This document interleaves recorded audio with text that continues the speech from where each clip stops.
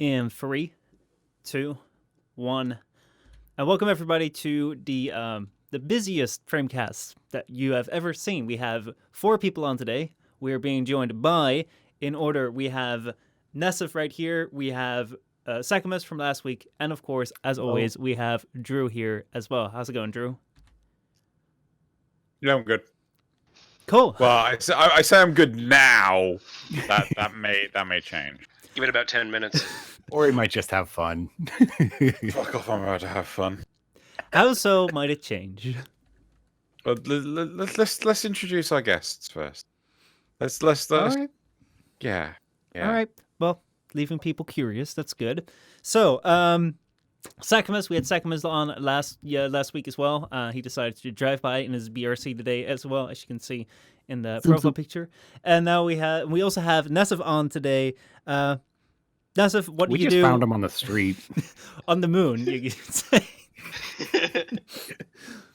What's going on, Nasuth? How's it going?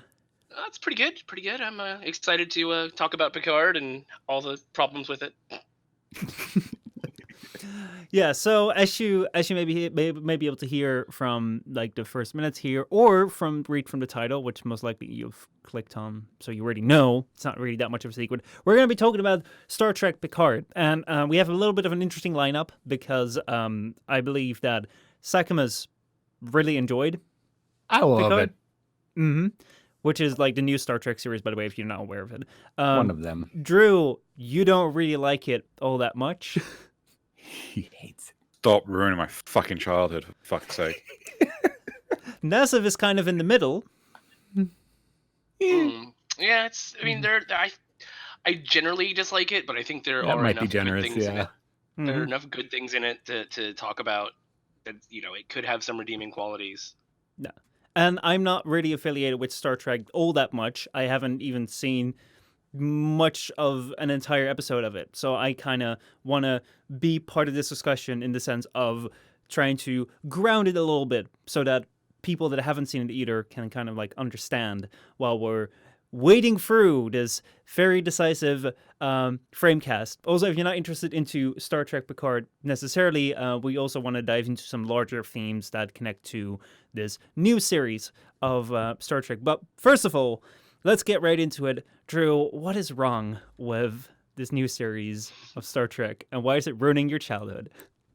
Oh, I fucking start. I mean, okay, here we I'm go. probably going to agree with you on a lot of the big no-nos, but it doesn't bother me. FYI, I'm having to drink root beer to calm me the fuck down.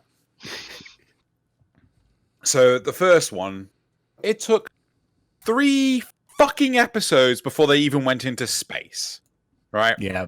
Star Trek, synonymous with space travel, takes 3 fucking episodes before they go into space. And they kept the chateau even into space. Mm-hmm. Oh my god! Right, I mean, next, I don't want to dwell on anything because otherwise I'll be here for fucking ever.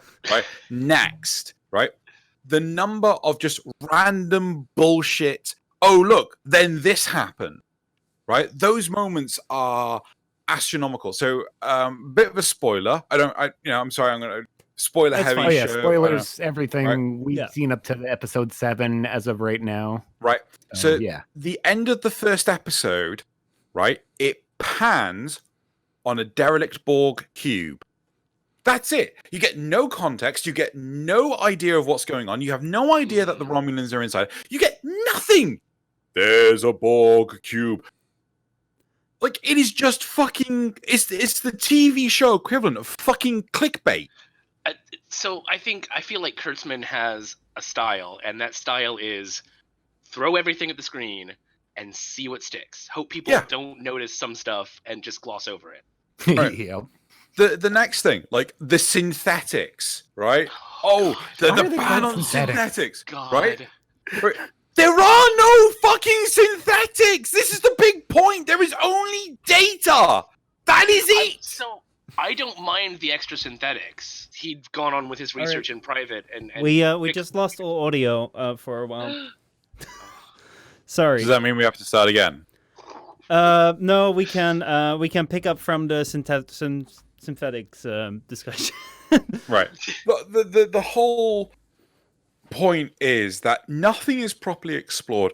The whole bullshit of like, oh, Star Trek will abandon the Romulans because a few planets voted to leave the Federation. Yeah, 14 planets are going to leave the Federation. Like, who gives a fuck? You're absorbing the fucking Romulans! Yeah. Well, the part of the whole Federation is that you can choose to leave if you want. You don't have to be part of it. Jesus fucking Christ! I get where they're going, but yeah, it was kind of stupid. Actually, my biggest problem with the synths wasn't where they came from. It was the fact that their status as people, as individuals, has been set down in law in TNG. Now they're suddenly just and now they're tools. slaves. Yeah. So it's exactly what they said they were going to happen. Guinan, that whole talk. Yeah. Yep. So what I'm basically hearing is 2 points so far in the main criticisms from Drew. Number one, that there's lots more. Yeah, but so far what we're touching on. Okay, let me break it down. Right, because like otherwise that was just the first episode of right. The breakdown is right. The only species that seem to matter are the Romulans and the Borg, right? Look, we barely see any other species in this show. You haven't. That's it. Yeah. You haven't seen, like, I think you may have seen some Vulcans, like one Vulcan. Characters. Exactly, right? So maybe, sure, whatever. The only species that thus far matter are the humans, the Romulans, and the Borg, right? The Borg don't really make an appearance. Next, so these are like the big names, so they're going to turn the heads, right?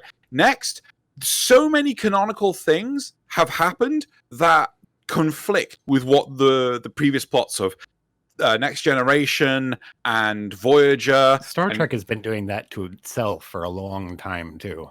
No, it hasn't. Not to this degree. Okay, now there is a quote from Gene Roddenberry that says, "What is canon is whatever was written last." Yeah. So that's actually set down by Gene. They have ignored canon in the past, but not. I agree, not to this.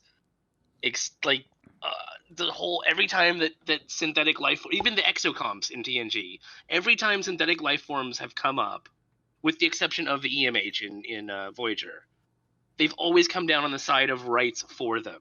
Yes. Yeah. And now they're ignoring just all of that. Yep.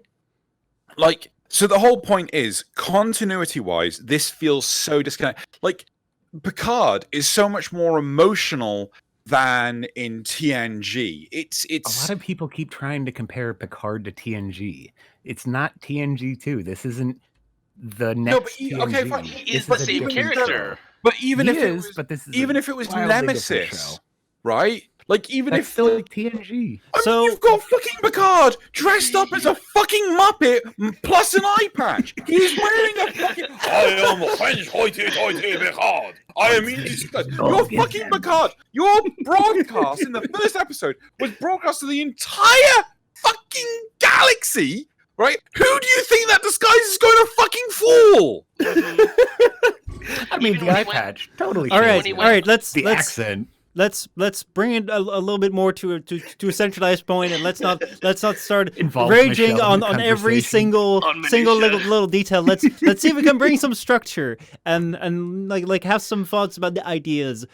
Because one idea that is really strongly coming forward is something which I think we've seen with a lot of series, like especially with the reboot or bring back from old age franchises to like new modern series, is the how do you treat the canon or pre-existing material into your new series? And I feel that with you, Drew, it really you feel that they're not really treating it very well, if I put it lightly. So the big thing is that I'm going to acknowledge that there are plenty of shows out there, like 2011 Thundercats series, right? That was phenomenal. I loved that. I remember, like, I loved Thundercats as I was a kid, but after I'd watched the 2011 series, a friend of mine was just like, oh yeah, no, that was really good. I mean, it's so much of a better improvement than the original series. It's like, what? There's nothing wrong with the original series. I went to go watch it again. It's like, holy shit, this is garbage, right? It does not hold up. It's just the main character, Lionel, being a dick to the rest of the team, and he just gets them all into trouble constantly. But the 2011 series was phenomenal. the 2000, sorry, the latest Thundercats Raw, right, which was, oh my god, it was announced years ago, but it had such a negative reception that people, like, we thought it had gone, we thought it had been axed. It got released earlier this year, and I watched 2 episodes of it, and I wish I could get that time back. It was awful. Like, they had a small animal companion, Snar, right? Who's like a cross between, I don't know, a cat and a badger. He was the Scooby-Doo of the group. Yes, he was in the original series. He was a talking animal companion. He was the Scooby-Doo of the group. In the 2011 series, he was just an animal companion. He had no ability to talk, and I think he got 1 episode dedicated to Snarf. In Thundercats Raw, he is actually an android that fires lasers and shit like this, and he has a battery, and it's just like, I don't care that there's no respect for the original canon or anything. It's just like, if you're going to do something as wild and crazy as Adventure Time, why do you have to recycle an intellectual property that is clearly cared about by millions of people that have already voiced that they do not like the direction they're going in? I'm quite curious about that. Like, how that seems to happen quite more and more frequently with very beloved franchises. I don't know whether it's because we are very much more aware of what these franchises used to be in the past, because like series that started like a couple decennia ago are way better preserved than like franchises that were started like decennia prior to that, because film and like media and series are such like a young medium, like relatively speaking. However, I'm quite curious because Zakimus really liked Picard, and I know that Nasuth is kind of in the middle here. Let's focus on Picard. Let's right now, because I know that Drew brought up a lot of like canon issues. How do you guys feel about that? Like, do you recognize these plot holes? And if you do, then how do you feel about them necessarily? Like, do they work? Do they not work? Where, like, how does that lie for you? Let's start with Zakimus. In all honesty, like any point that you could bring up about how it doesn't, it's not good for X reason, I probably am going to agree with you on some level. It doesn't bother me. I like the show, and it's good seeing this all up. Why doesn't it bother exists? I don't know. I can't tell. It doesn't bother me. I like the show. I want it to succeed. I want it to exist. I want to get a second season. I want more of this. Would you say that the story of, if you can ignore the original series, the story of this one is good enough that you don't mind? It's been a bit slow, but like we've been having conversations between episodes where it's like, ooh, hey, what if X, or like we've been having conversations about it, and it's been interesting. Like speculating on, what does this really mean? What is, why are the Romulan X-Borg so weird? Like, there's enough there that we can have a discussion about, and it's interesting and fun. So would it be right that you're seeing this more as, hey, it's like a new series where new interesting things can happen, and like it's based off of something which gives me like which plants it into a universe for me, but I'm not necessarily so entangled like within this universe. Everything has to make sense. It's just like another story told within a setting that I'm familiar with. Can I just check something? Like, how old are we? Like, I'm 34, right? I genuinely want to know like if this has something to do with age. Like, I'm 34. Zakimus, how old are you? Close. Okay, and Nasuth? Oh, I'll be 38 this year. Wow. Okay, I did not know you were older than me.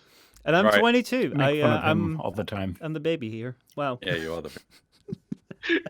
Okay, so that theory's out the window. But yeah, we're all around. Okay. I have an issue with narratives taking second place against big flashy sci-fi effects, big flashy, Yes. like one of the reasons why I love the movie John Wick so much is that it had such a low budget that the thing that had to sell the movie was the fighting choreography, the plot, the emotion, and the cinematography. They couldn't do any silly, flashy effects. They couldn't take you to crazy places across the world and that. The reason why I hate Star Wars: The Last Jedi is because plot was just thrown to the side. They didn't care. They did. Well, we're in agreement on this one. Like, oh, yeah, I have a very different. Yeah, we can talk about this quite a bit, but yes, like, yeah. When you throw away logic for any of this, tossing the saber, exactly. Like it's for jumping the shark. There you go. Like it's just, what is the value? What does this bring? This brings nothing at all, right? If someone was to turn to you, like the core is a brilliant example of a horribly flawed conceptual movie, but is so charismatic I can just enjoy it. Then you've got a similarly flawed, scientifically bullshit movie, Sunshine. I fucking hate that movie because it's about as charismatic as a turd being thrown in the face, right? And a lot of it comes down to just what you can say that isn't just so outrageously bullshit. I have a similar feeling on video games when the graphics of the video game are the selling point and not the gameplay or the story or any of that. Yeah. It's usually awful. Yeah. I mean, I feel you see these kind of like movies or creations like flow in waves. I feel like especially a couple of years ago with like the 3D cinema or the IMAX, they're really trying to push, like you'll really have that, like a couple of movies will just be made to like show off that technology, and you've also had that like in years prior, and those movies will always look really, really bad like a couple of years later, and no one will watch them anymore. So like most of the time, like that just doesn't really work. Sorry, go ahead. No, go ahead.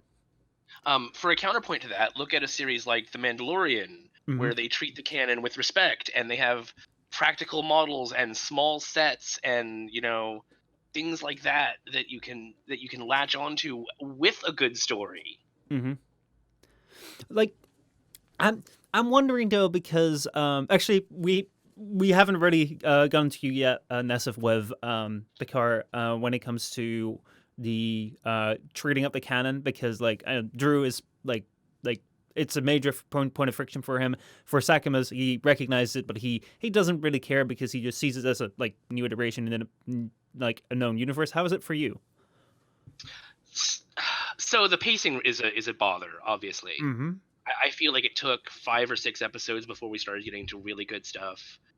I don't really like the dark tone that they set. Like, there are a lot of dark for the point of being dark, or things like the synths being enslaved, or 7 of 9 coming back to get revenge on someone, or things. But there are also really good things, like the last couple of episodes with Riker and Troy. Yes, the laziest with Riker and Troy. I thought those were fantastic. I thought Riker was exactly how I imagined old Riker to be. I didn't mind basically any of that. Even the story with the Romulans. We're finally getting answers to Soji and all of that stuff. Are we getting answers? We're getting vague. And one thing. Okay. Sorry. Ooh, hey, one of the big things that you've really raised a point is like making things overly dark. Right? Everything has to be dark now. Everything is like, I feel that this was massively popularized with the likes of Game of Thrones, right? And Battlestar Galactica. I don't think Battlestar Battlestar Galactica took it wasn't to this super Yeah. extreme. I think that's where the trend started, but yeah, I think Game of Thrones has been kind of the culmination of it. You know, and leaving every episode on a bloody cliffhanger, right? Back in the days of Star Trek or even Stargate SG-1, the only there were cliffhangers you would bottled up have. episodes. Yeah. Or bottled up episode. There were single Yeah. story, single Episodic. serving. Yeah, there you go. That's Yeah. With an overarching plot. Now, yes, they did have cliffhanger-based episodes, but those cliffhangers were for a long gap. So it might be the Christmas holidays when they wouldn't return for like, I don't know, 3 like some of maybe these 4 shows months. also did like the isolated episodes with like a plot going on in the background and things developing over time. Yeah. Babylon 5. There was a balance. There was a balance. But- Some of them carried pretty well. But the big thing with the likes of Game of Thrones was every episode had a stupid cliffhanger at the very bloody end, and then it would get resolved immediately on the next episode, and then there was nothing in the middle. There was no meat. It was just like resolution, nothing, cliffhanger.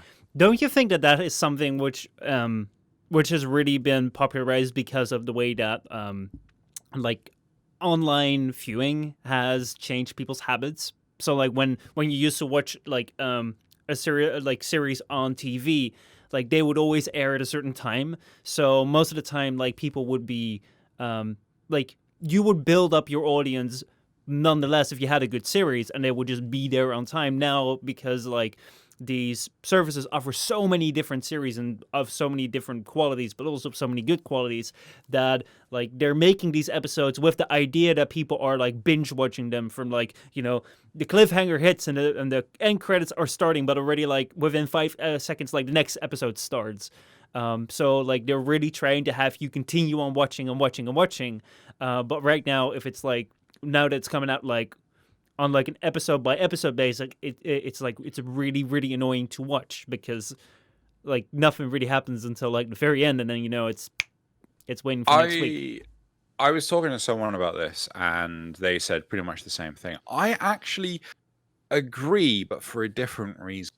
Right? Okay. Whenever I've watched anything like Altered Carbon or what's Sabrina, the Chilling Tales of Sabrina, or other, like even is it what was the Paul Rudd series on Netflix?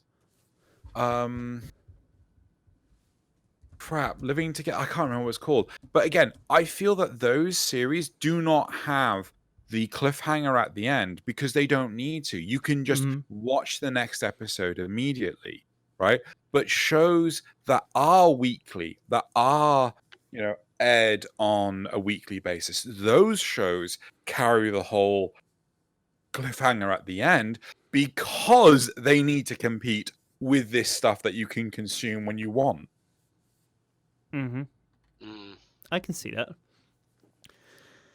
We also have to remember that, like when TNG aired, people, even VCRs weren't ubiquitous back then. So if you missed an episode, that was it. It was gone, unless you caught it in the rerun. No. So they couldn't necessarily always do continuous storylines and hook you with a cliffhanger. Yeah. Now, I saw in chat's Blue Demon, they say something, and I wanted to hear your opinions on it. So he said everything after 1968 is really great, and everything after 2015 is either average or below, with regards to what we're seeing with franchises more commonly like being less strongly in the narrative and kind of like sacrificing the canon franchise for these remakes or new entries, which are most often seen as disappointing, like with some exceptions like The Mandalorian. Do you think that that statement rings somewhat true with you, or would you disagree? Nasuth?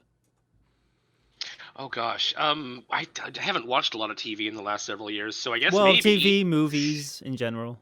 Yeah, I'd say that's pretty accurate. That feels about right. I think a lot of it is because I don't watch a TV because of that very reason. Yeah, I hate watching week to week still. Like, there are some shows I'm just going to wait until they're all out and I can zip through them. I disagree. I think there are plenty of good things that are coming out. Things like the Marvel movies. Yeah, there have been some crap ones, but Infinity War and Endgame, like that Like, was. you don't have to wait until they're all out to binge them. Well, No, but it's the statement was yeah. everything after 2015. Oh god. But No. again, No. Altered Carbon season 1 was amazing. Lost in Space seasons 1 and 2 absolutely amazing. The Witcher. I haven't seen it. Like The Expanse, I've heard nothing but good. Yeah, actually, I agree. Yeah, I like The Expanse, but I really feel Lost in Space is better. Really? Yes. No, I much prefer Lost in Space. I think that's like, granted, they're not in space as much as The Expanse. It's about the story. Exactly. Really. It's about the science, but there's but I feel that there is something to be said about just throw more money at it, make it a bigger, shinier thing, and people distract will. the viewer. Yeah, like a friend of mine absolutely thought that Star Wars: The Last Jedi was amazing, and I'm sorry, it is such a crock of shit. It did have some good visual. That was it. But that's the thing. That's like about as far as I'm going to go. You can throw pretty effects as much as you want, right? Yeah. But that's it. Yeah. Right. The story was so nothing. Like, it was so nothing. Well, like, nothing happened. It was event, right? Yeah. There was no together. story. So, like, one thing which I just find quite fascinating when it comes to like the new reboots idea. Well, reboots is the wrong term, but you see it with Star Wars. Like, we have it now with Star Trek. You have it with. They brought the Ghostbusters back. They're bringing all these things back. We don't talk about that. Which seems like it seems more than before than in previous years that they're bringing stuff back from previous eras, especially with franchises that are very much beloved, and then they're rebooting them or like bringing them back in a new form or adding onto it, and it's just not good. And I'm really wondering why that seems to be a trend to me. Like, I'm not quite sure whether this is a trend, whether this is something which is noteworthy, but to me it feels like most of the time whenever something comes back, even Disney with their live action reboots, I'm not interested. Like, it just feels like it just doesn't feel like it captures anything from what it used to be. And I don't know whether that's like nostalgia at play or whether there's actually like something like a real factor at play where maybe it's because of the wide variety of like the new streaming services that there is a lot more money to spend on like series, and like people are trying to like use these franchises more and more, or because I don't know, they're very much more averse to taking risks than before. But I don't know. It's that. It is really evident that it is the risk taking. I mean, we've spoken about this with Warcraft 3, with other games that do reboots. You see it everywhere. Everyone wants the surefire success of something working, and like this is where I could pretty much get on with any reboot, right? Any like, oh, this is like Ghostbusters but with women. Okay, fine. A lot of people don't like it. I had fun. I enjoyed it. Yeah, it was stupid, but that's the whole point of Ghostbusters, right? I fucking draw the line when you remake fucking Dirty Rotten Scoundrels with Steve Martin and Michael Caine, and you fucking get, oh god, I can't remember her name. One of them is, she was Catwoman from Halle Berry?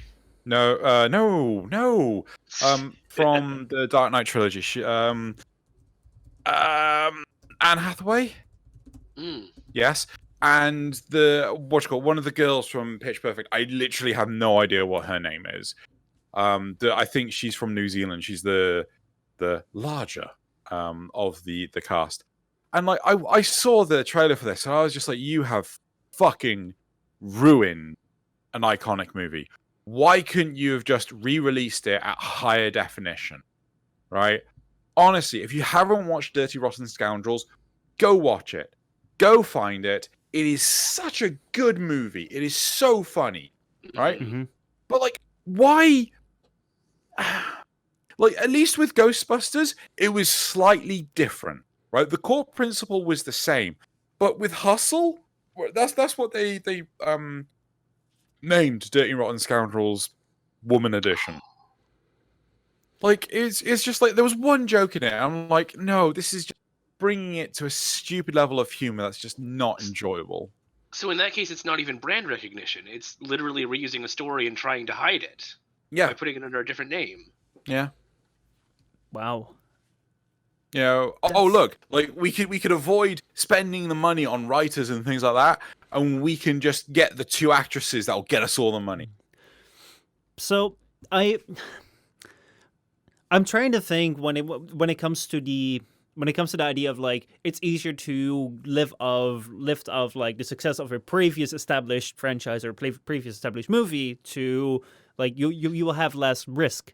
However, I do get the feeling that it's becoming more and more generally understood that they're oftentimes not that great. I remember like the first time that I saw the seventh Star Wars movie in cinemas. I was like, shit, this thing's actually coming out. It's been like ages. I was really excited to see it. Afterwards, I didn't watch anymore because I was like, no, this is not for me.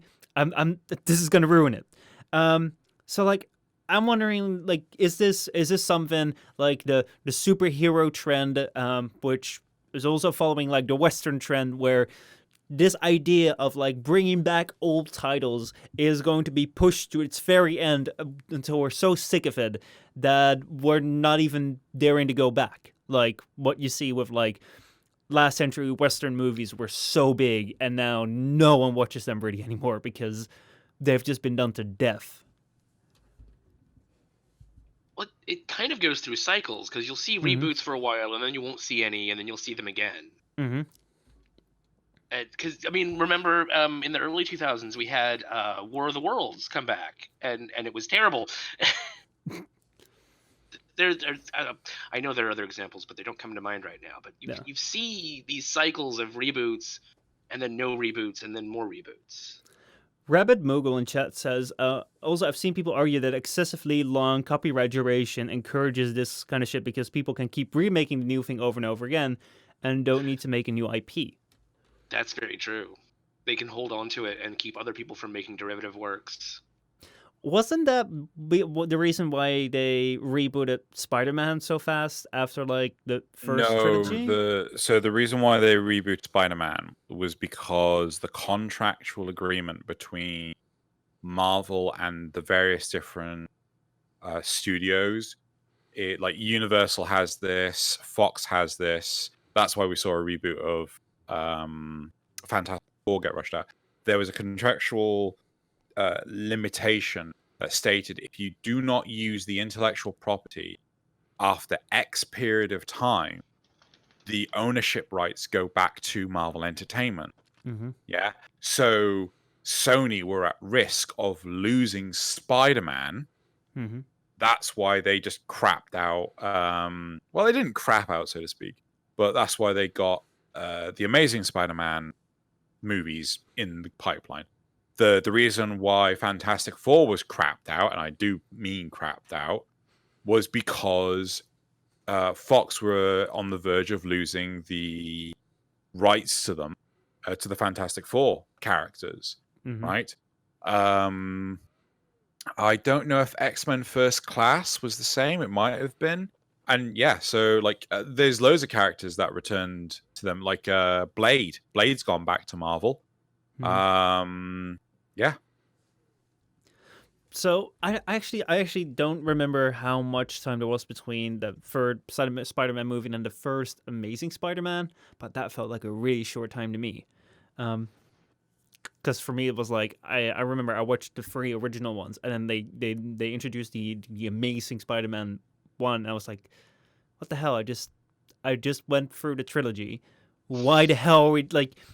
This is one thing which has always really bothered me about superhero movies, about the genre, especially when it comes to DC, because Marvel does the connected started the connected universe.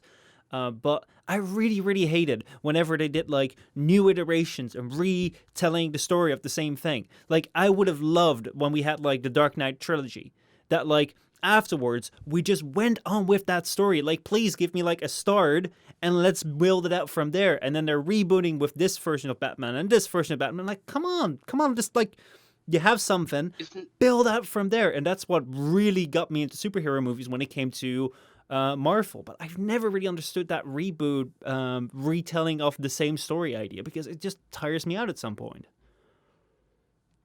I think that's one of the reasons why I've enjoyed the Tom Holland Spider-Man, is like, yeah, we're not going to tell you how he got his powers again for the 3rd time. Oh yeah, because we're not stupid. Yes. You know. But like, how many times? A great actor. Yeah. To be honest, I felt so sorry for Andrew Garfield, because I thought he did a phenomenal job. He really did. He doesn't get enough credit. He was good.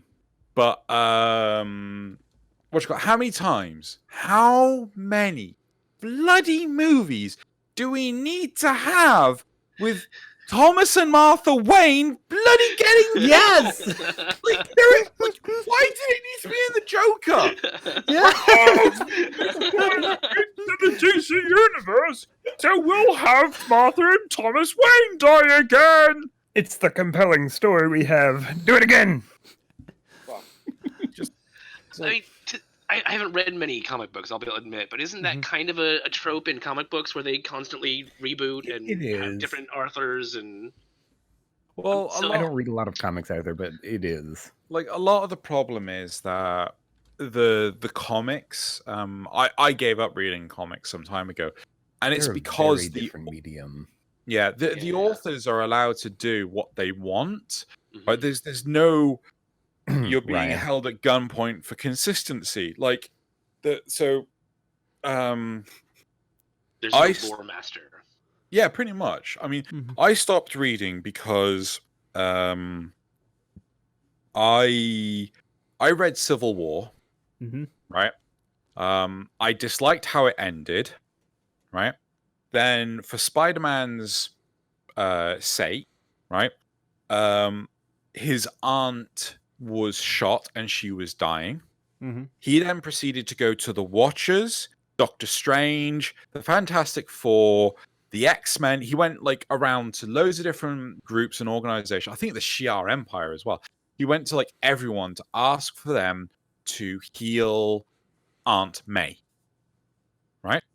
And they all said we couldn't do it. But Mephisto, aka the devil, right? Oh, yes. Offered he could fix the timeline. He could heal Aunt May, right? And he could prevent the whole unmasking of Spider-Man. He did it nationally because of the whole Superhero Registration Act. Very similar to the Civil War Captain America movie, where the superheroes have to sign a charter. Anyway, so Mephisto made a deal with Spider-Man to revive Aunt May. Now, you're dealing with the devil. What would you assume the devil would want as payment? Your soul? That's very good. Your soul. Nope. Try again. I vaguely remember this. Didn't he want to kill Mary Jane or something? Close. Very close. His marriage to Mary Jane Watson. That's what it was. Because the author didn't like that Peter got married to MJ. What the fuck? Right? Yeah. Oh no, it should have been Gwen Stacy. Gwen Stacy was dead. Oh well, we're gonna bring back Gwen Stacy. That's one heck of a stretch. So like this this brings me to a point where I want to tie it a little bit back to, of course, Picard, which is like the instigator for this FrameCast, but also like the rebooting of more general movies in general, and that is how do you move on from like having an original story idea and it being successful and having to add on to it? So actually, I want to step out and take Star Wars as an idea.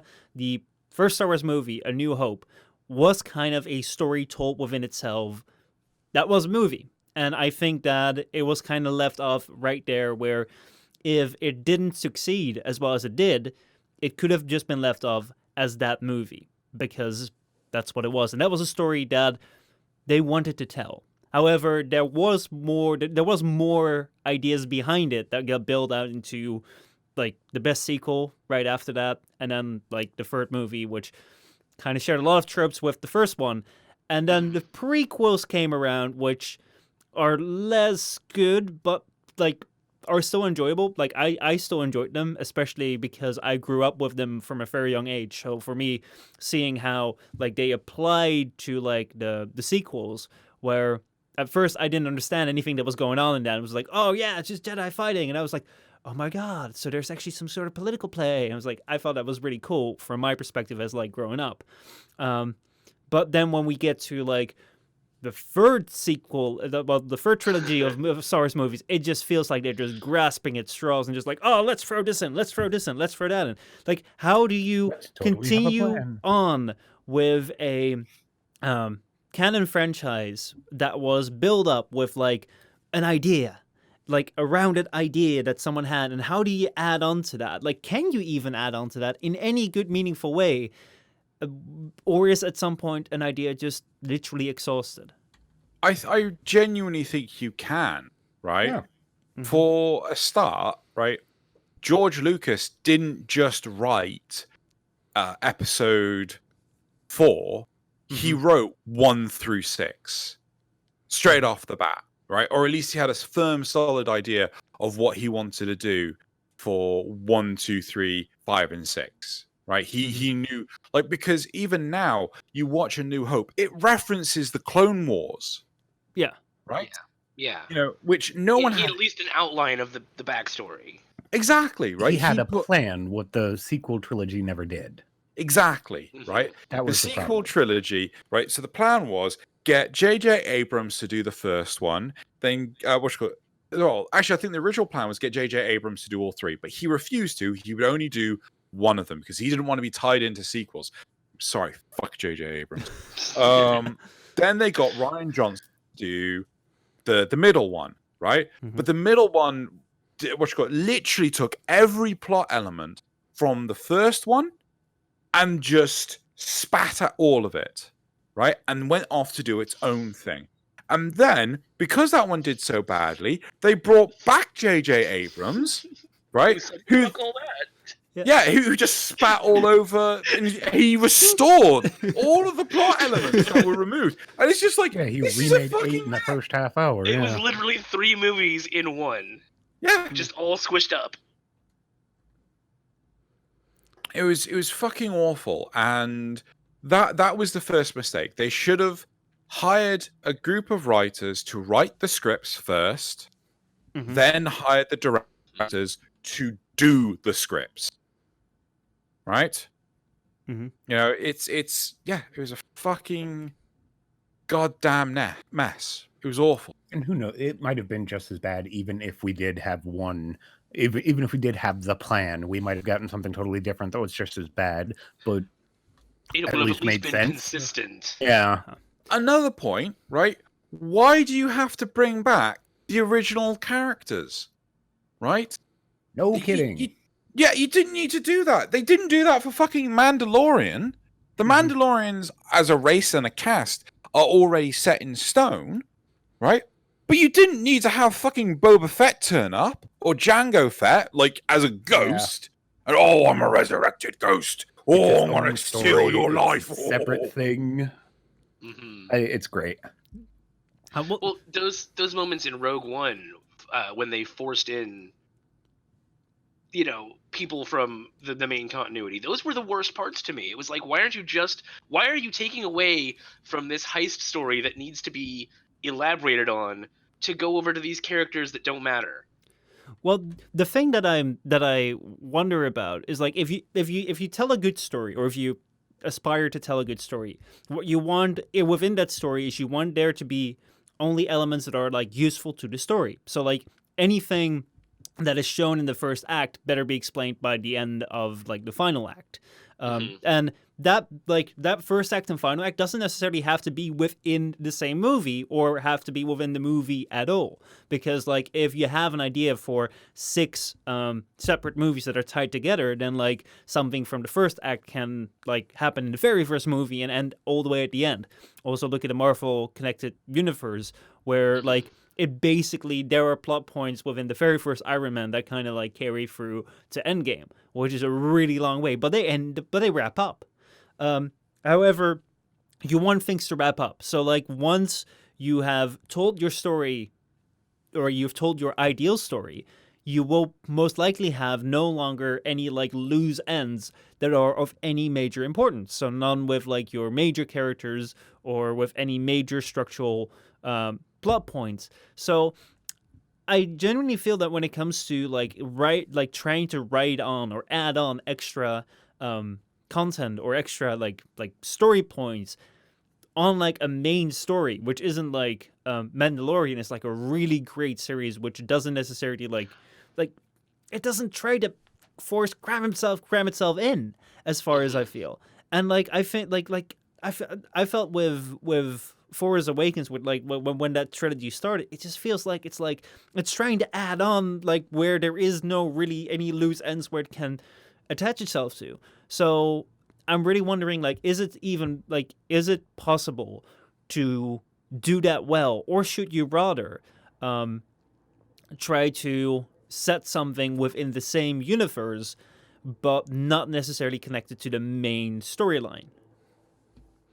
Well, yeah. I mean, The Mandalorian's proof for that. I mean, what you could have done with The Force Awakens is just not have Chewie or Han or Leia turn up, or even C-3PO. And there you go. You remove those 4 characters, you just got a brand new movie, brand new set of like, you don't even have to say like, oh, this was a few years or 20 years after the events of Return of the Jedi. This could be like hundreds of years, because the big thing about Star Wars canon is that you can literally slot the movies in at any point, and still like all the technology has remained exactly the same, right? So they don't need to. And the thing is, the studios want to make sure that they have a surefire win. So what they do is they hire the original cast back to play their original characters again, just as like, oh, we've got Han. I'm gonna look at fucking, oh shit, what was the last Jurassic World Fallen Kingdom? Fucking awful movie, right? Absolutely horrific. And there's like a huge selling point is the fact that Dr. Ian Malcolm, played by Jeff Goldblum, is back in the movie. He's in it for all of like 2 minutes. Didn't they do the same thing with the Independence Day resurgence? Oh, that movie was garbage. But you're talking about. But so look at the other Filoni series for Star Wars. You got Clone Wars, which is literally set between the second and third movie, and it's fine. There's no real continuity errors or I mean, aside from like the last season of it, which got a little weird. It's just story. It's story with other characters. Yeah, it expands the universe without treading on it.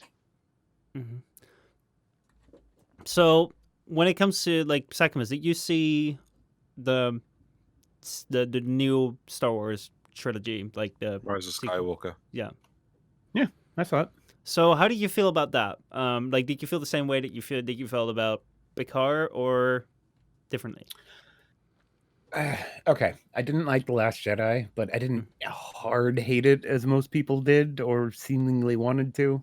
It was another movie. I can appreciate that he wanted to try something different. Maybe this was not the movie to do that with. That seems like that was a bit of a huge misstep. They didn't have a plan. Like, the story took a hard left, hard right, hard left, hard right, and never happened. And then 9 happened, and you can basically skip 8. Like, you don't have to watch that. You can just go from 7 to 9. There's your new trilogy. And 9, I didn't hate nearly as bad. Like, he was basically left with only one direction to go. Like, there isn't a whole lot else he could have done. I think J.J. Abrams did the best he could under the circumstances. Actually, I don't think it was good. I want to highlight how bad the circumstances were. So it's not the fact that he just had to work off of what Rian Johnson did with The Last Jedi. It's also the fact that Disney forced him to make a film everyone would love, right? Yep. There wasn't a whole lot he could have done. Exactly, right? So I fucking hate, I so goddamn hate that Palpatine was back, right?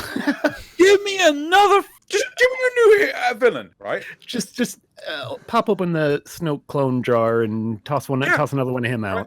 Apparently, right, the original plot, right? So there was another script. It was said by one of the authors of said script that the enemy, right, the villain was a creature that was force sensitive. It was like this weird squid thing, right? Sure.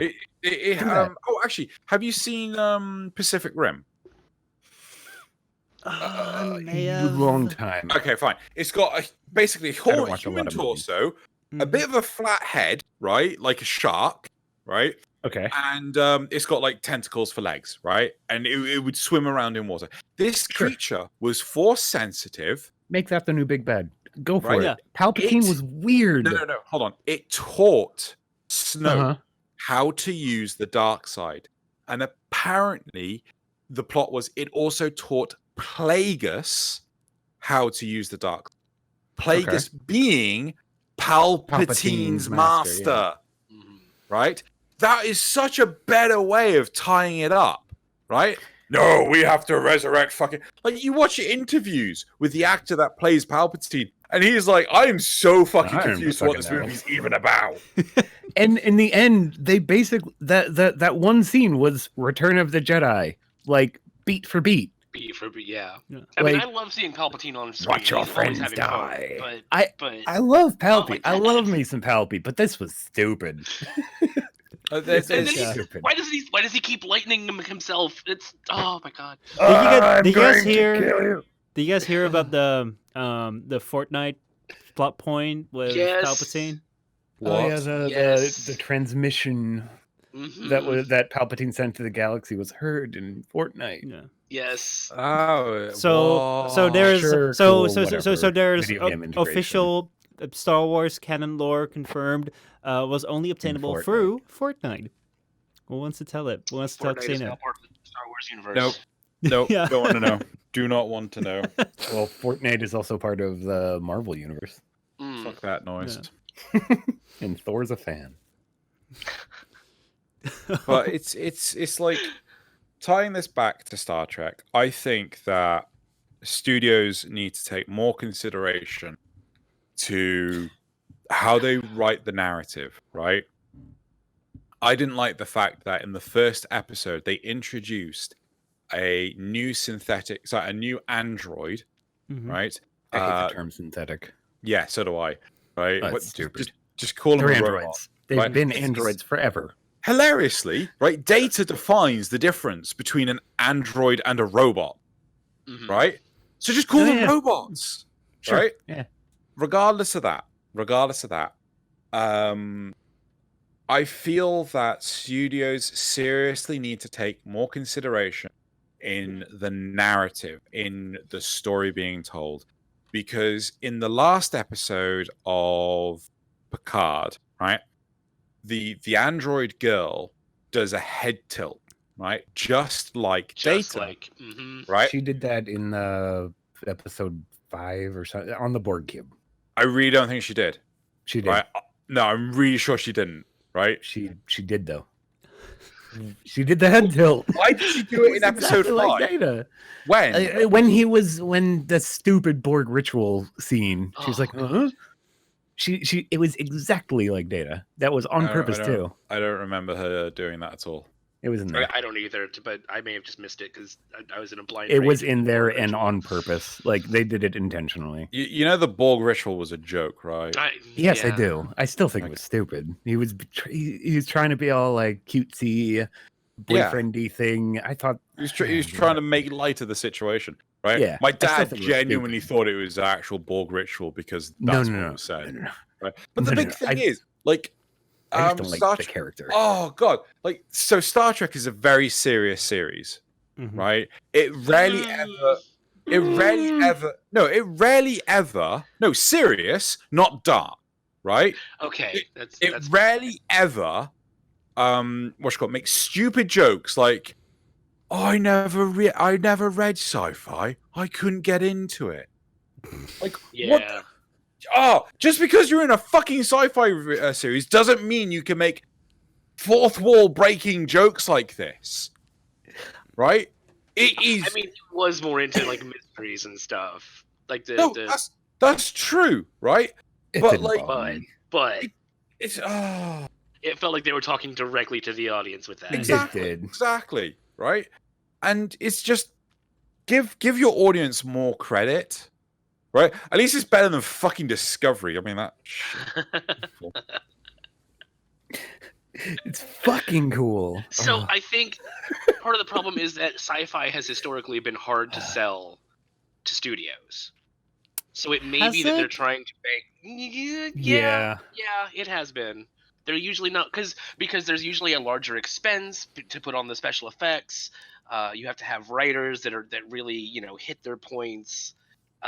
There's not a lot. There's not as big of an audience for it as there are for other things. It's been historically hard to sell.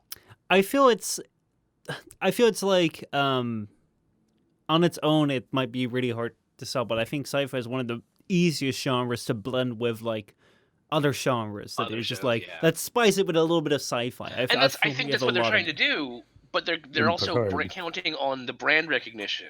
Mm-hmm. They, instead of telling their own story, they're like, let's see how we can fit this story that we want into the Star Trek universe, rather than letting it organically come from the Star Trek universe. Or just being its own bloody show. Or yes, exactly. I think Discovery would be so much better if it wasn't connected to Star Trek. Yeah. Just make it the Michael Burnham show. Not a prequel. God. Right. Yeah, especially not a prequel. One of the things that really pissed me off about Star Trek Discovery was the fact that in the first season, the bridge officers, right, didn't have names. Yes, bar the captain and the second in command did not have names, right? Like there was that episode in season 2 where it was basically a whoops, we fucked up. Everybody, give me your name right now.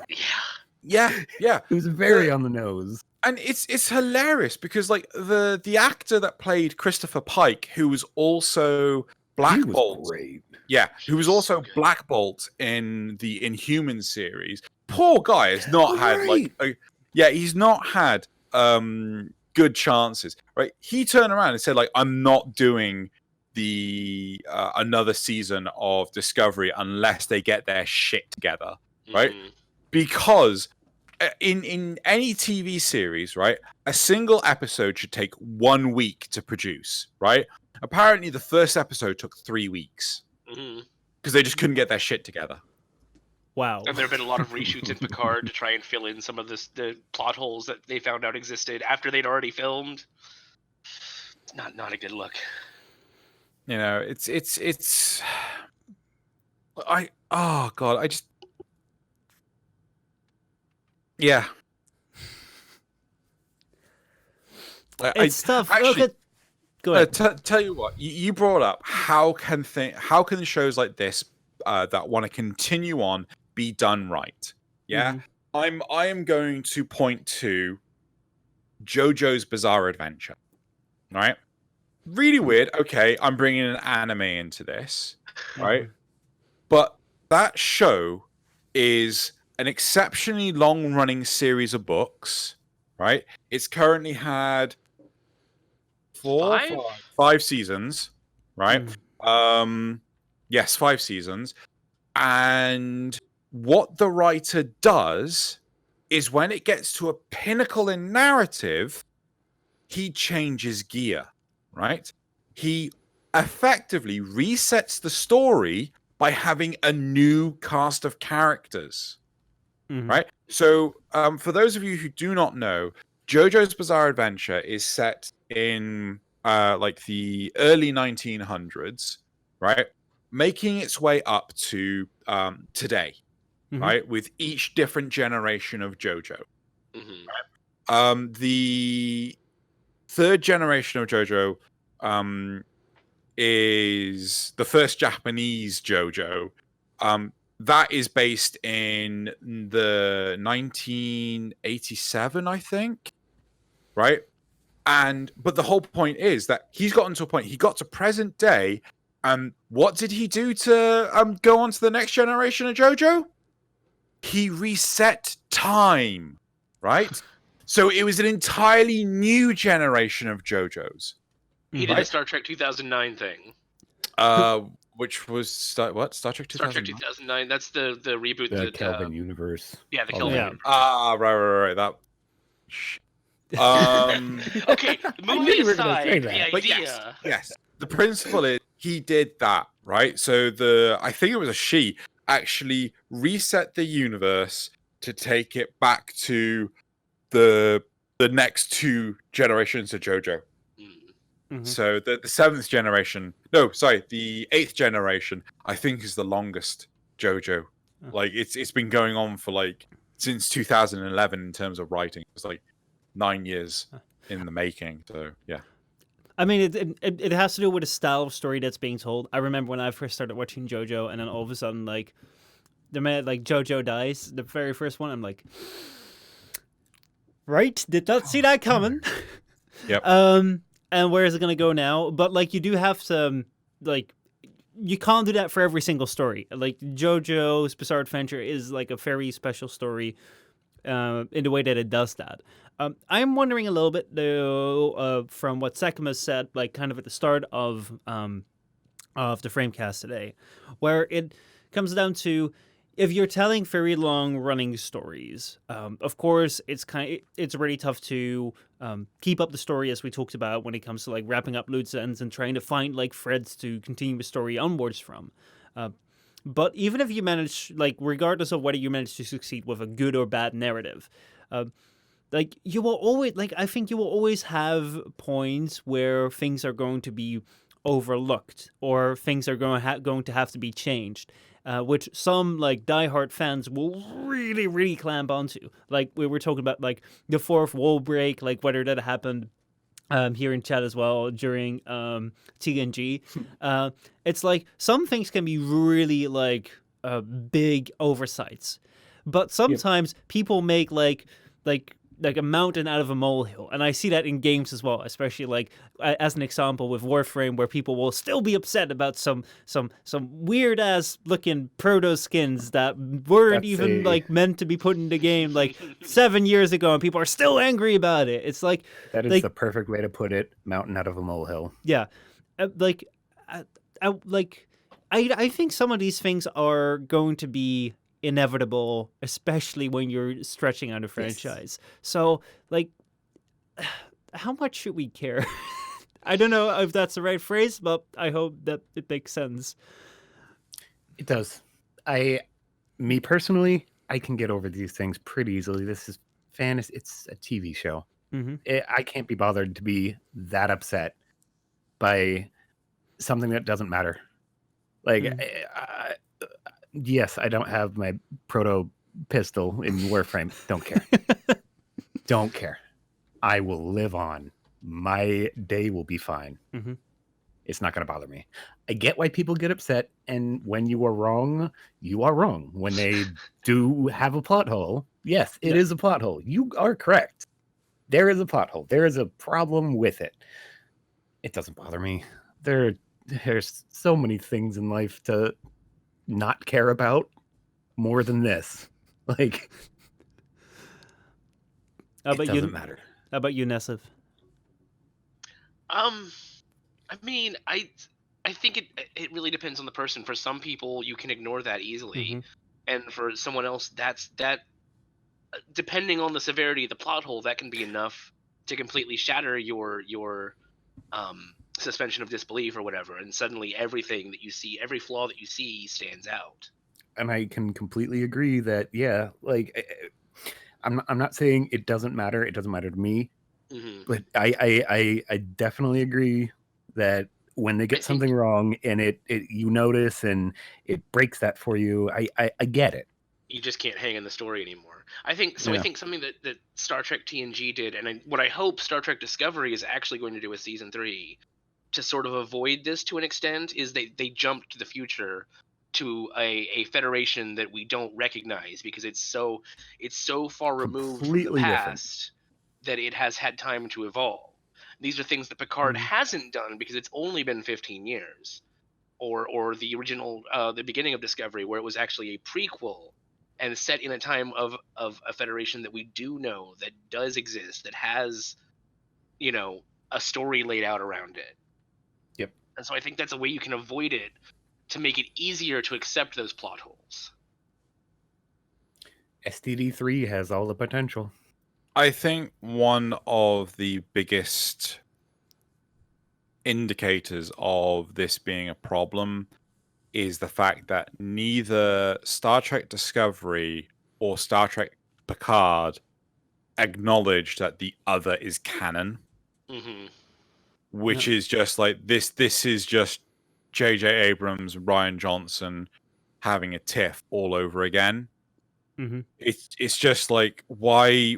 Like, I wouldn't be surprised now if Discovery tries to get ahead of Picard just to fuck with Picard's canon.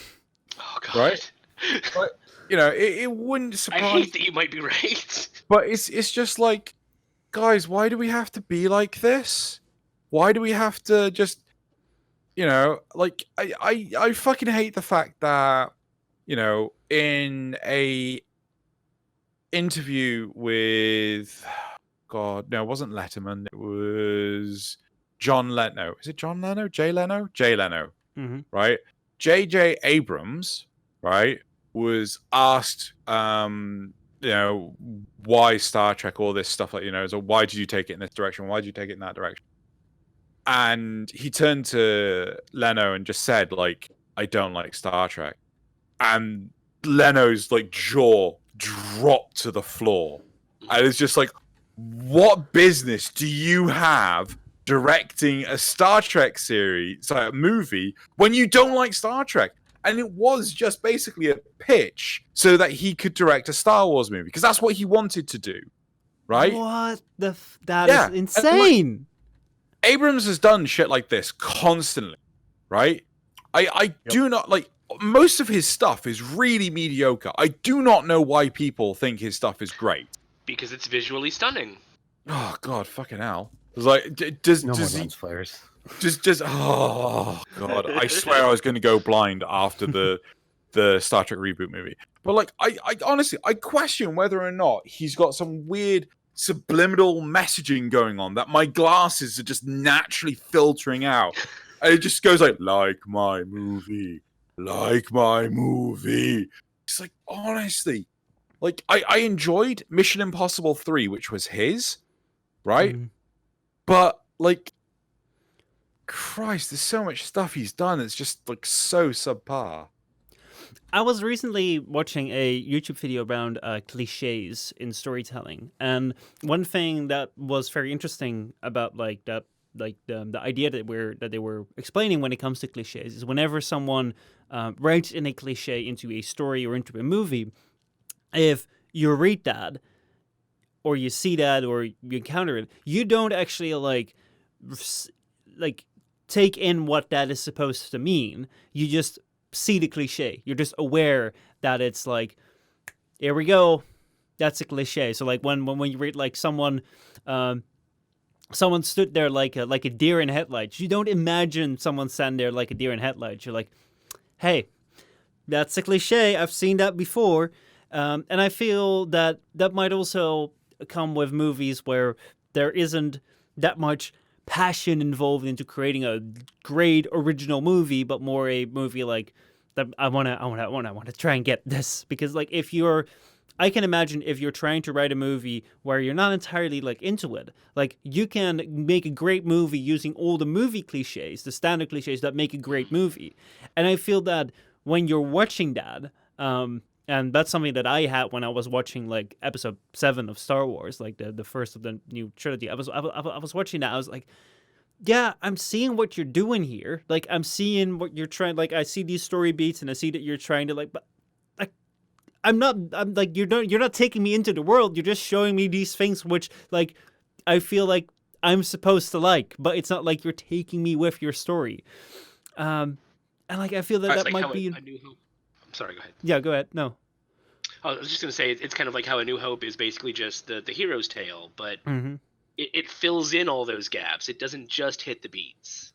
I think it's a bit worse than that. So I don't know if you guys are aware of TV tropes, but there's a lot of things like, say,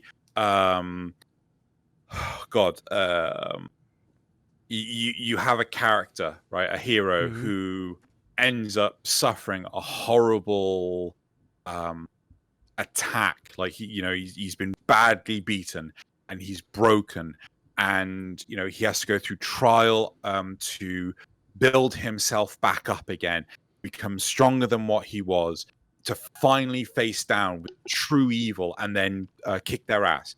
Did I just describe Dark Knight Rises, or did I just describe Iron Man 3? Yeah, good question. Right, I just described both movies in like one TV trope. Right, you start to see something, and you've seen it so many times before that it's just like, a character says, "Don't worry, I'll be around forever." You're gonna die. You've just said something that's incredibly cliched, TV tropey. You're going to die. Thanks for giving me the heads up. Yeah. So is that just a product of us having seen these tropes enough? Like somebody younger wouldn't pick up on that? I think it definitely has to do with it, like exposure to it. But it's also like, I feel it comes down to like when someone has like an original idea, like the very first time that someone came around and like wrote a character that said, "Don't worry, I'll be around forever," and then dies, and then like that's a big shock because you didn't expect that, you never seen that before. You're like, what? He said he'd be around but oh my god, he died.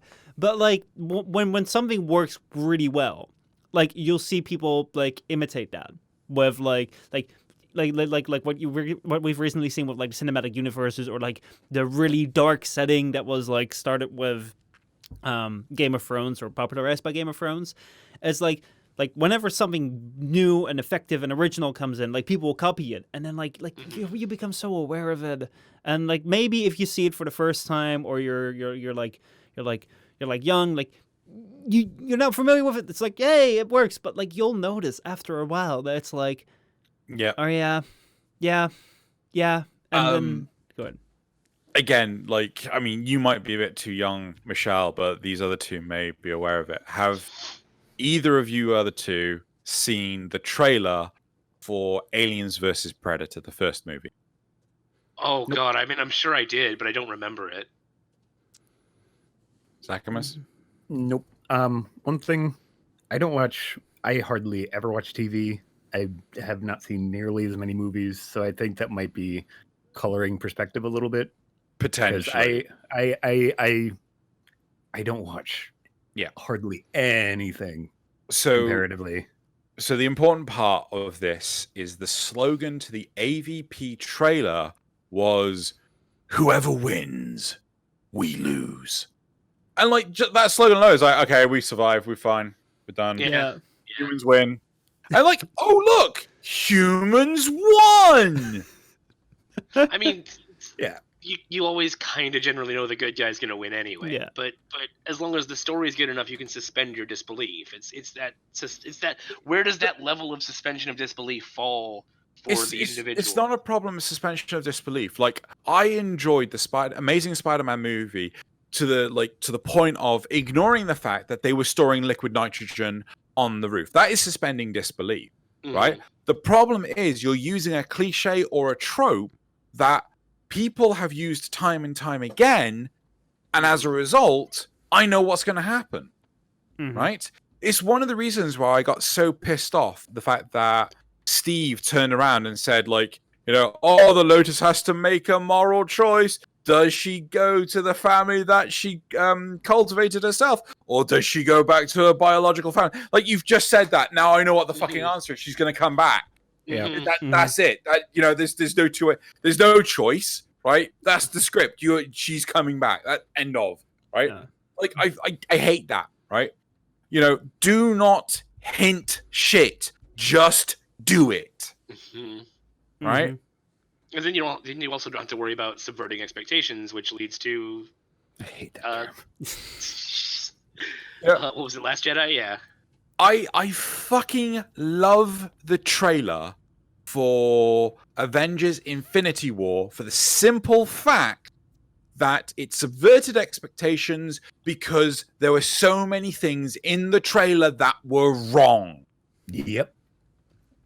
Honestly, Infinity War is by far one of the like best movies of the like last few years. I think even better in a sense than Endgame, because you didn't know what was gonna happen. Yeah, I love that. The worst thing happened. Yes. Like, where are we gonna go from here? Very different from the end of The Last Jedi, which was where the fuck do we go from here? Because this is bad. Yeah. This is where do we go from here? Because the bad beginning guy of the movie won. Everything went back. Like, that was a good. That was great. Yeah. Sorry. Can I bring up this Solo, a Star Wars story, right?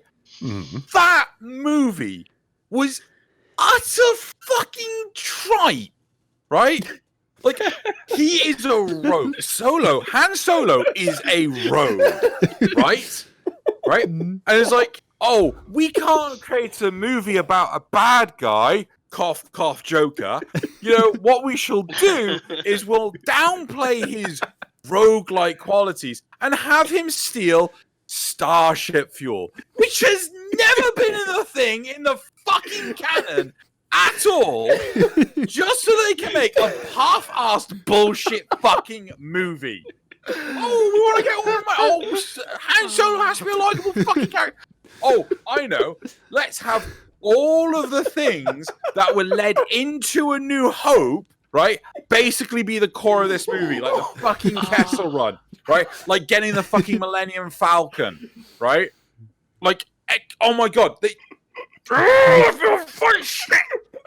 It's like how in Rogue One we had to see the information get into Leia's hands. They had to actually physically put it. You couldn't just imply it. You couldn't just end the movie when the planet blows up. No, you have to actually get it physically into her hand. Yeah. Like, to be honest, that I didn't mind nearly as much because the whole movie was not Leia just constantly receiving the information. That's right? true. But like, fucking Solo, like, he's trying to get out of a spaceport. It's like, what's your name? Han, right? What's your last name? I don't have one. I agree with you. That was so that right there. Just get out of the movie. No, fuck off. No. Right, okay. What's your name? Cher. Like, Cher. It's like, what's your last name? I don't have one. It's like, Cher Singer. Exactly, yeah.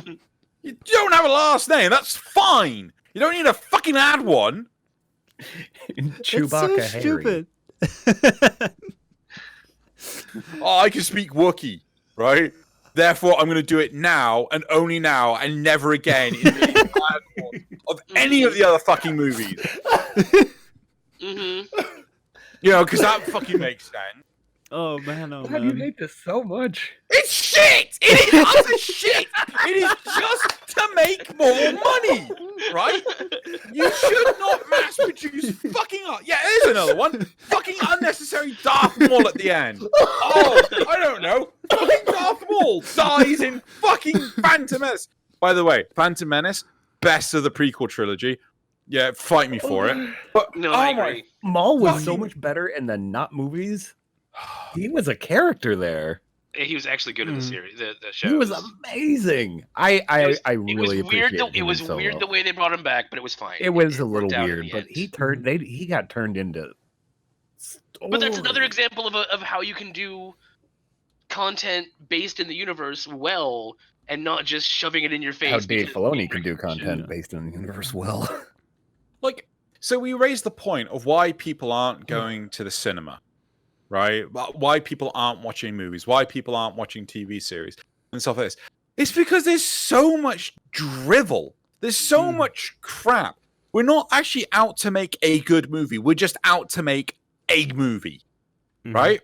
You know, if it makes more money than it spent, it's successful, and they'll do it again. Oh, no. It has to make more than... It depends on the studio. Like, fucking the Warcraft movie did an insane... Like, I think it's like the 4th most gross income movie of China, right? In China's history. Yeah.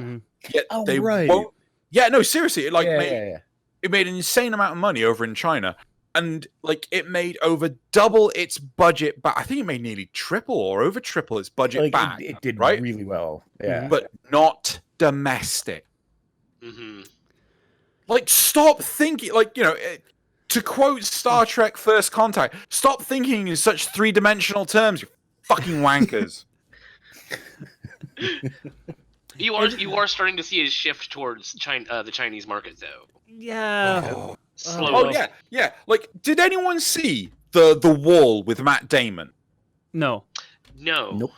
Good movie. Go watch it. Right? Chinese film. Oh, it's all about China. I'm not going to watch it. Fuck. Okay. I don't like other cultures. Oh, wasn't that recently one of the Emmy Award winners? Or Emmy Awards? Whichever movie awards they are. I don't know. Oscars, that's the one. There was a Korean movie that won. No, Parasite. Yes. I've seen Parasite. that one. Yeah. And people have been complaining to no end about it. And I'm not quite sure at what place this was, but I've seen I've seen the memes of like someone asking the Korean director why he made a movie like a Korean movie with Korean actors as a Korean director. Why did they make it in Korean and not in English? It's like, why you even ask? Why wouldn't they? Like there can be movies can be made in another language than the language you speak. Like that's basically movies. That's been movies for me basically all my life, right? Yeah. So it's not like because there's this one place in like America that's the only place where they can create movies. Like that's insane. I really feel that the best movies are the ones that have nothing preceding it, nothing tied to it, right? Like John Wick 1 was brilliant. John Wick 2 was fantastic. John Wick 3 was all right? I still enjoyed it, but it was nowhere near as good as the first. Nowhere near. Like there's this plot point that made no fucking sense, right? I'm looking forward to Free Guy, the upcoming Ryan Reynolds movie. Deadpool, right? Had nothing tied to it whatsoever. That was a brilliant movie, right? Anything where there is nothing tied to it, there's no strings attached. There's like, you know, it's just a go for it. Like Warcraft. I enjoyed the Warcraft movie. Like, great movies. But anything where they're trying to, you know, draw an audience because they're trying to build a franchise. Fuck that shit.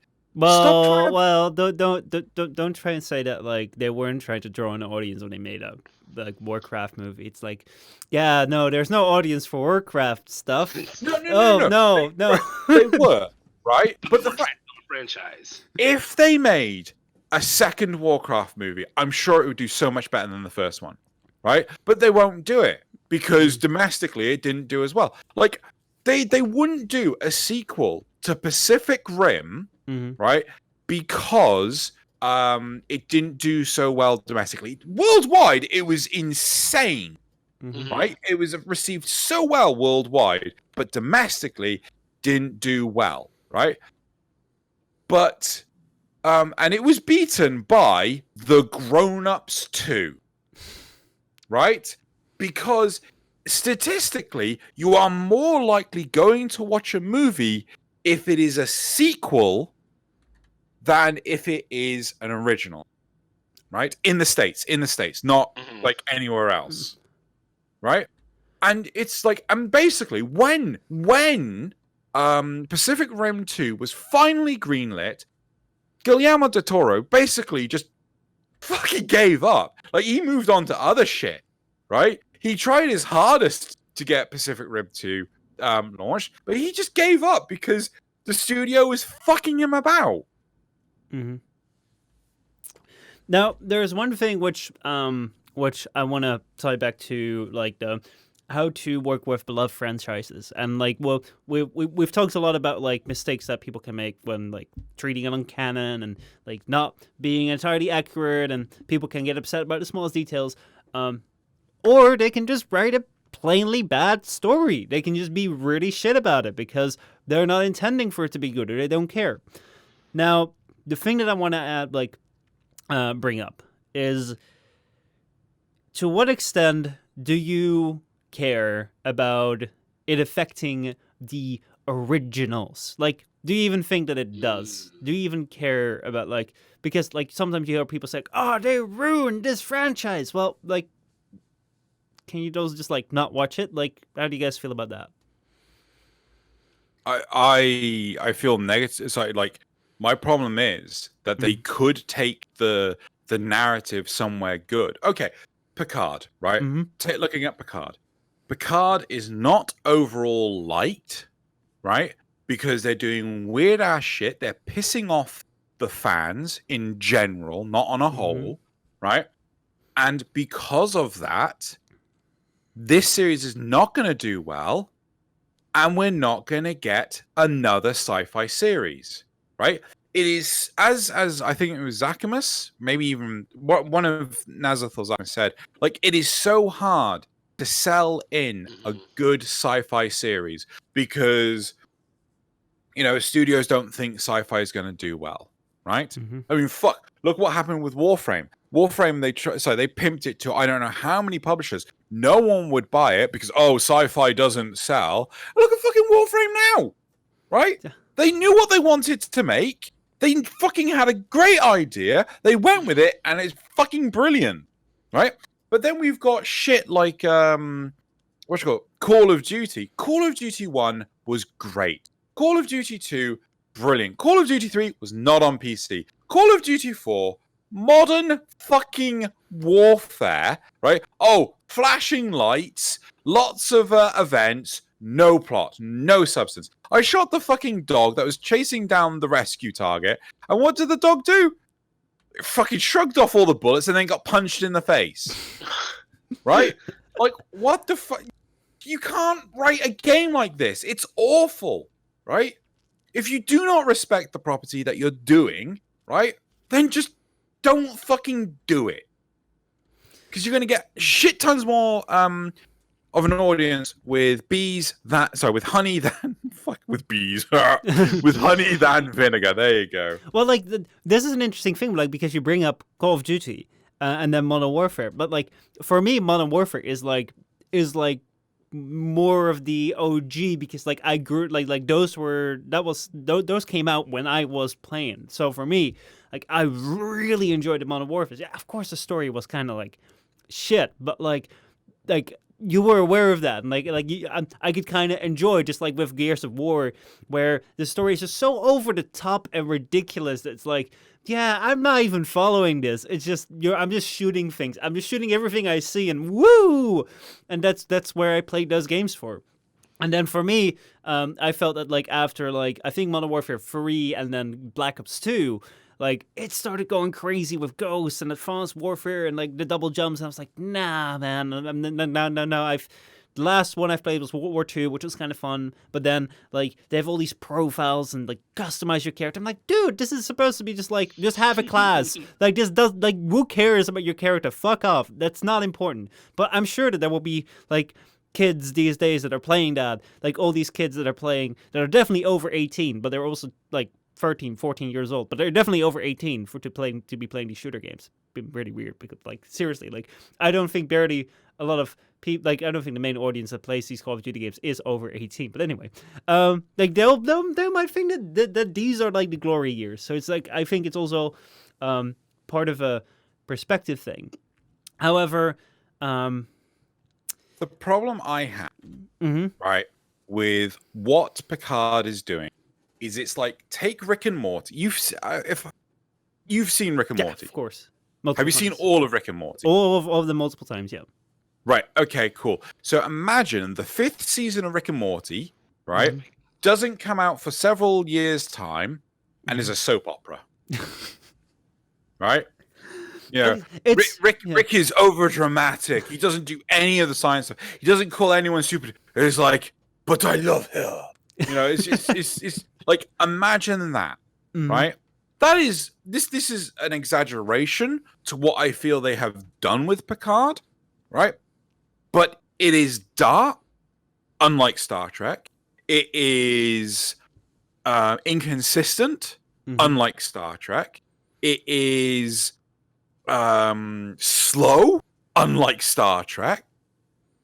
It's unlikable because it is. You go in with an expectation. This is what I am expecting. What do you mean? I like it. Okay, fine. I do not like it.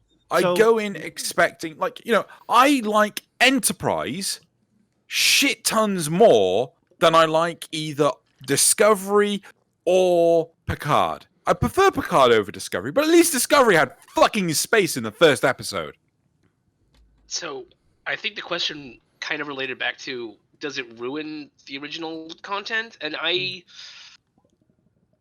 a little torn. I don't think Picard ruins the original. I think it spits in the face of a lot of it, but I don't think it ruins it. The same way that the sequel Star Wars movies, even though a lot of people say that Luke's victory is invalidated now because Palpatine never died, I can ignore the sequels. I have an easier time ignoring sequel content than I do prequel content like Discovery. But to me, Discovery really puts the original series into a bad light. And it's really hard to shake that for me. And I don't really know why that is, but that's the way it comes down for me.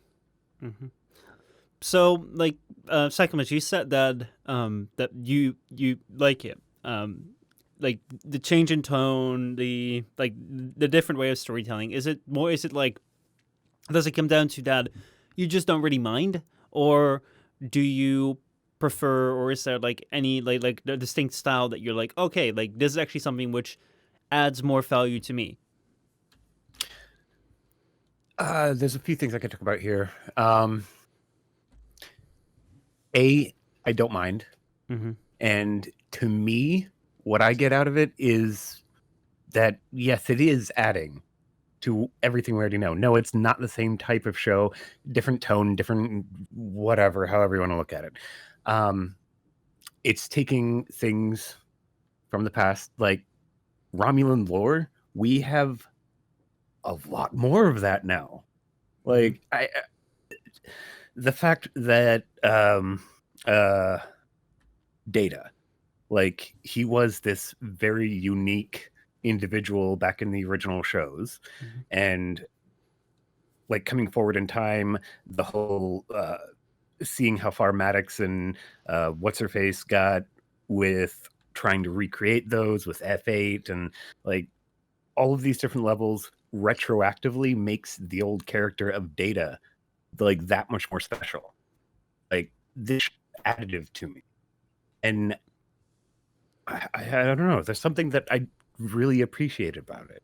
But do you not find it frustrating that there are so many questions unanswered, so many questions that are just ignored? Questions. What questions? How on earth did they get a this neural the fractal neuronic cloning thing? Yeah, right. Why did it take? Max figured it out. That's fine. Why did it take? No, it does matter to you, right? Okay, here's another question: why was the Borg ship intact? Something happened. Doesn't matter. Yeah, like No, the Borg scuttle, or they salvage everything. Yeah, and right? something else happened here. Yeah, what happened? Doesn't matter. Right, I know this is frustrating to you, but it really doesn't bother me. So the Borg, right, have the personal escape majiggers, right? The Queen's Lair the bullshit Queen's thing. Chamber, Right. yeah. Yes. Yeah. Okay. Right. Okay. So, explain that one for First Contact. They didn't have it then. I don't know. They haven't encountered the species. So the Borg still exist. Sure. So explain the end of Voyager. She caused a bit of damage. A bit of damage. They recovered. The destruction of the entirety of Unimatrix 1. Something happened. Bit of damage. They recovered. They recovered. They control Z'd and loaded a backup file of the Queen and system restore. Okay, we're good now. Cool. So why is that Borg cube still intact? I don't know. That's the feels whole like that point. don't matter. But no, it does matter. No, right? no, it doesn't. How does it matter to the story? Because the story's been the world has been set, right? Yeah, it's a Borg cube. Right? That's all Magic I need to know. That's all I incantations care have about. to be spoken with words, right? And then all of a sudden in the narrative, no one has to say the words anymore. So why did you develop the time and effort in explaining this is the functionality of the species, right? The fact that there are Romulan samurai monks contradicts so much of Romulan lore. More Romulan lore. No, it's not contradicting. No, it does. Because the whole point of Romulan society is that they do not have a religion. If you're looking at all Romulans being all the same, it's very one-dimensional. The species is just static. No, I don't believe that at all. I will actually kind of agree with Zakimus here, because remember, they do come from And we only Vulcan. ever saw the And yes, military modern Romulan society was very much like the USSR, where it was state controlled. But even then, you can't stamp out all. They had that little underground group that Spock found that were rediscovering the old ways. These things still existed somewhere in Romulan society. They just weren't allowed, quote unquote. And who knows? We only ever really saw like the military society. Who knows how much more of the behind the scenes underground or fringe society? Like, it wasn't on Romulus. They were a colony of Romulans that existed, whatever, blah blah blah. Why couldn't the story, right, leave out the Borg cube entirely, right? And just because they're doing something with the Borg. Are they? I don't know. They could have had it. They could not be. Who knows? They could have had it where the sister, just to have Hugh back in. Right? They fucking lazy shit. Right? They could have done it with fucking Icheb, but no, they had to fucking kill Icheb because they don't like the actor. Oh, right? There's a whole other backstory there that I could talk about forever. That's hilarious. Why not have it? Why isn't it fucking what's her name? Sela? Yeah. Nope. Still not. We still have no resolution of her story ever. The best we've got is a fucking Star Trek Online game, right? And who knows? She could be in season 2. So it doesn't matter. We're telling a different story. It doesn't have to be. Then why bother being Star Trek? Why not Firefly? The whole point is they're trying to go on. They're trying to go on the whole nostalgia. As Michelle pointed out, they're trying to go on the nostalgia of the original stuff. So if they're not going to respect the original stuff, the fans are not going to watch it. I don't see them as disrespecting the original stuff. That's the thing. I'm kind of feeling from what you guys are talking about that it's really much of a balancing issue in that sense, because like I can see where you're coming from, Drew. Like I had the same problem when I was watching Star Wars Episode 7, and I was like, well, why is this why is this all of a sudden like the First Order? Why is it all of a sudden back again? Like, why does it look so much like the Empire? Why is basically like it just felt like they were saying like, well, like episode 6 rounded everything off, it was done, and now it's like, oh shit, we just need to have an Empire back again. Well, let's bring them back. They're just back. Like and I'm like, how would it? Why? What? How? Yeah. How? It's such a drastic change. That's like you gotta kind of write that in. But I can also agree with Zakimus, where he's like, things change. A universe isn't static, and even maybe it's within a short amount of time, but things can change, and like you can have more detailed resolutions on like a smaller level where things deviate from what's been told as the norm. However, I think that when it comes to first of all, when it comes to like balancing a sequel over a very short amount of time afterwards, which makes it like less believable that large things change, or when it comes to like tying things directly to like previous characters, like what we see with Picard, it's like I think that if you like either you have to choose to, well, like you can either choose to like completely follow like the previous story and like this like continue on as it was.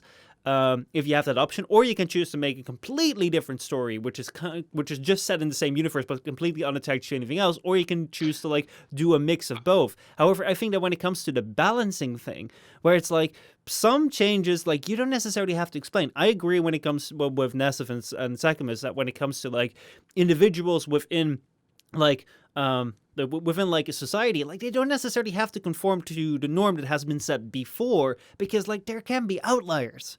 But when it comes to like big changes that can happen, like when you're talking 15 years time, big changes, it's like maybe explain that a little bit more. Like same with like episode 7 of Star Wars, like please explain a little bit more about why the hell the same thing is back. I feel like I need my handheld. So let's look at Star Wars episode 7, right? Mm-hmm. That's something that we can all reflect on, right?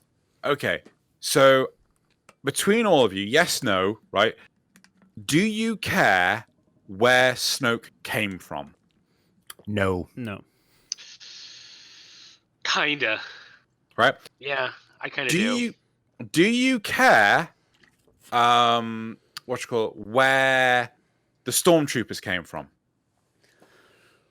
No, because I can see them being a remnant of like you see in Mandalorian. You see them as a remnant of the Empire who are just need somebody to unite them again. It's the new a thing modeling off the leader. old thing, sure. Right. Mm-hmm. Do you care that the First Order is not in charge of everything and they're building a second Death Star or a bigger Death Star? How? I think the super weapons are done to death, and I got real sick of that. True. So like my problem with it was that like the thing that we were talking about with tropes and cliches, that was really hurting me as well, because like in a sense it would make sense if you think about the story, like stormtroopers that could like come back, like it makes sense. Like it makes sense that these things come together and that, like a Death Star will be created again by a First Order, which looks very similar to the Empire, because like those things are still in the minds of people, like that happened in the universe, so like it wouldn't be too hard to recreate. But because we've already seen it like kind of twice happen with like A New Hope and Return of the Jedi, which were very, very similar in story structure, but still great in the trilogy. Like you're so familiar with it, like you don't even like think about like, oh, this is like something new that was crafted because like this was still left in it. It's just like, oh, we're doing this thing again. It just like you don't even, it doesn't take you with it on your adventure. It's just like, oh, we're doing this thing. Oh, we're doing this thing. Oh, we're doing a Death Star again. Oh, we're doing this again, and it just feels cheap. It just feels really, really cheap. But you said that you didn't care where Snoke came from. You didn't care where the First Order came from, right? Yeah. So why does it feel cheap? So I think that you point out very accurately. I think that if you were to isolate these things and you're to go very specifically like into like one specific aspect of it, like it doesn't really matter that much. But when you combine it all together, but if it's all of it being recycled, it just feels like a trope. It's like the deer in headlights situation. Like do you really care if like a man turns around like in shot. Actually, that's a really bad example. When it comes around to certain cliches, if you were to break them apart into individual pieces, like, do you really care that this happens and this happens and this happens? Like, you don't really care. It's like, it's fine. Like, it's a storytelling thing. It works. But then when you tie it all together, it's like, oh, but that's just a cliche. It's like, that's just a trope. Like, that's so boring. Maybe that's the big thing between me and you guys. I do care. Where the hell the fucking Snoke come from?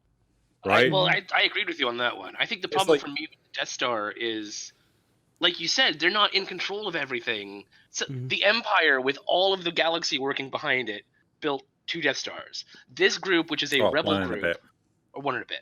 This group, which is a rebel group, managed to make a planet-sized Death Star. Where the fuck did they get the manpower and the resources for that? That's the problem for me.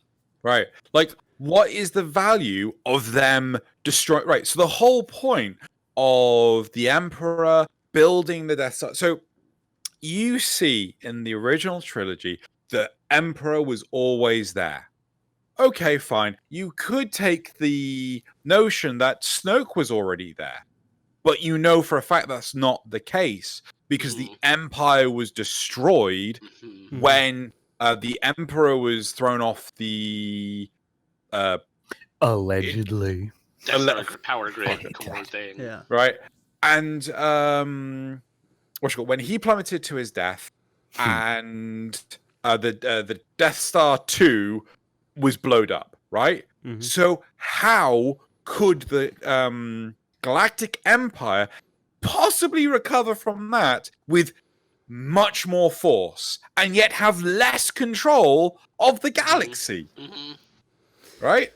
Yeah, that's weird. It doesn't make sense, but it's all made up sci-fi things on TV. Like, none of it ever makes sense. Yeah. It doesn't make sense to itself. That's not true. Nah. Right? Because you know where Palpatine it comes doesn't make into sense power. Compared to itself. None of it does. No. That's again not true because you see Palpatine come into power because but you also see him die and then he magically comes back. Right, that's because, and this is the whole anything problem. Going forward from this 6 is not. It's just it's. But this is the whole problem with the way these shows are written, right? They don't care.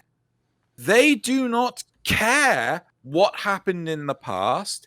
They just want to get bums in seats. So they don't care about telling a Star Wars story. They care about telling their own story. And no, they care about making the dollar, right? Because I'm pretty sure if J.J. Abrams got to do the script he wanted for Rise of Skywalker, it wouldn't have been nearly as shit. Yeah. Right? Why did Rey have to be related to Palpatine? Ooh, plot twist! You never saw that. I kind of liked that about The Last Jedi, that Rey was no one. Right, but then why was she drawn to Luke's fucking lightsaber? Luke's original lightsaber. Who knows? Right? I liked that she was no one. Yeah, that was such a good point, and then they just dropped it. But that's not the point of the the Force Awakens. The whole point was she was someone because of her parents, right? But then Last Jedi went, no, you're just a no one, right? And then it turns out, no, you're someone because of your grandfather, who may or may not have been a clone. I think it really comes down to, with when you're trying to tell another story afterwards, it's like you can't tie it to the universe, but like just don't tie it into main elements or main characters. Like what you're saying when it comes to like the Emperor, like Palpatine rising like over the prequels into like the sequels, like that's awesome, like because that was written in. But you can't write in things that weren't written in like a movie like that was already released beforehand. So like if you want to continue on with a new story, like do take ideas from like the previous movies, but like start all over, like start all over again with a new story. Like seriously, I think that when it comes down to like the idea that there are stormtroopers like or stormtrooper-esque like fighters again. Like it makes a lot of sense when you have like an empire that like ruled the entire galaxy, and then all of a sudden like the Death Star 2.0 blows up, with the Emperor and like Darth Vader as well. It's like, what happens to all the troops that were stationed somewhere else? What happens to like all these people like because there had to be like control over many different planets that weren't all centered on the Death Star. So like there is an interesting thing which isn't really explored at the end of like movie of the sixth movie, because like why would you, like it makes sense in the movies now. Yeah, there's a bunch of yeah. and crap to fill in the gaps. Yeah. But like you can draw a storyline from there. You can draw a storyline from different things, but don't bring back like the main thing which has already been wrapped up. Don't unwrap it. Exactly what Zena said before. Just ignore the original cast. You can tell a compelling story with new characters. Mm-hmm. Same universe. You can have it fit thematically. Like some of the actors in this new trilogy are fantastic. Their characters not so much, but like you could tell this good story.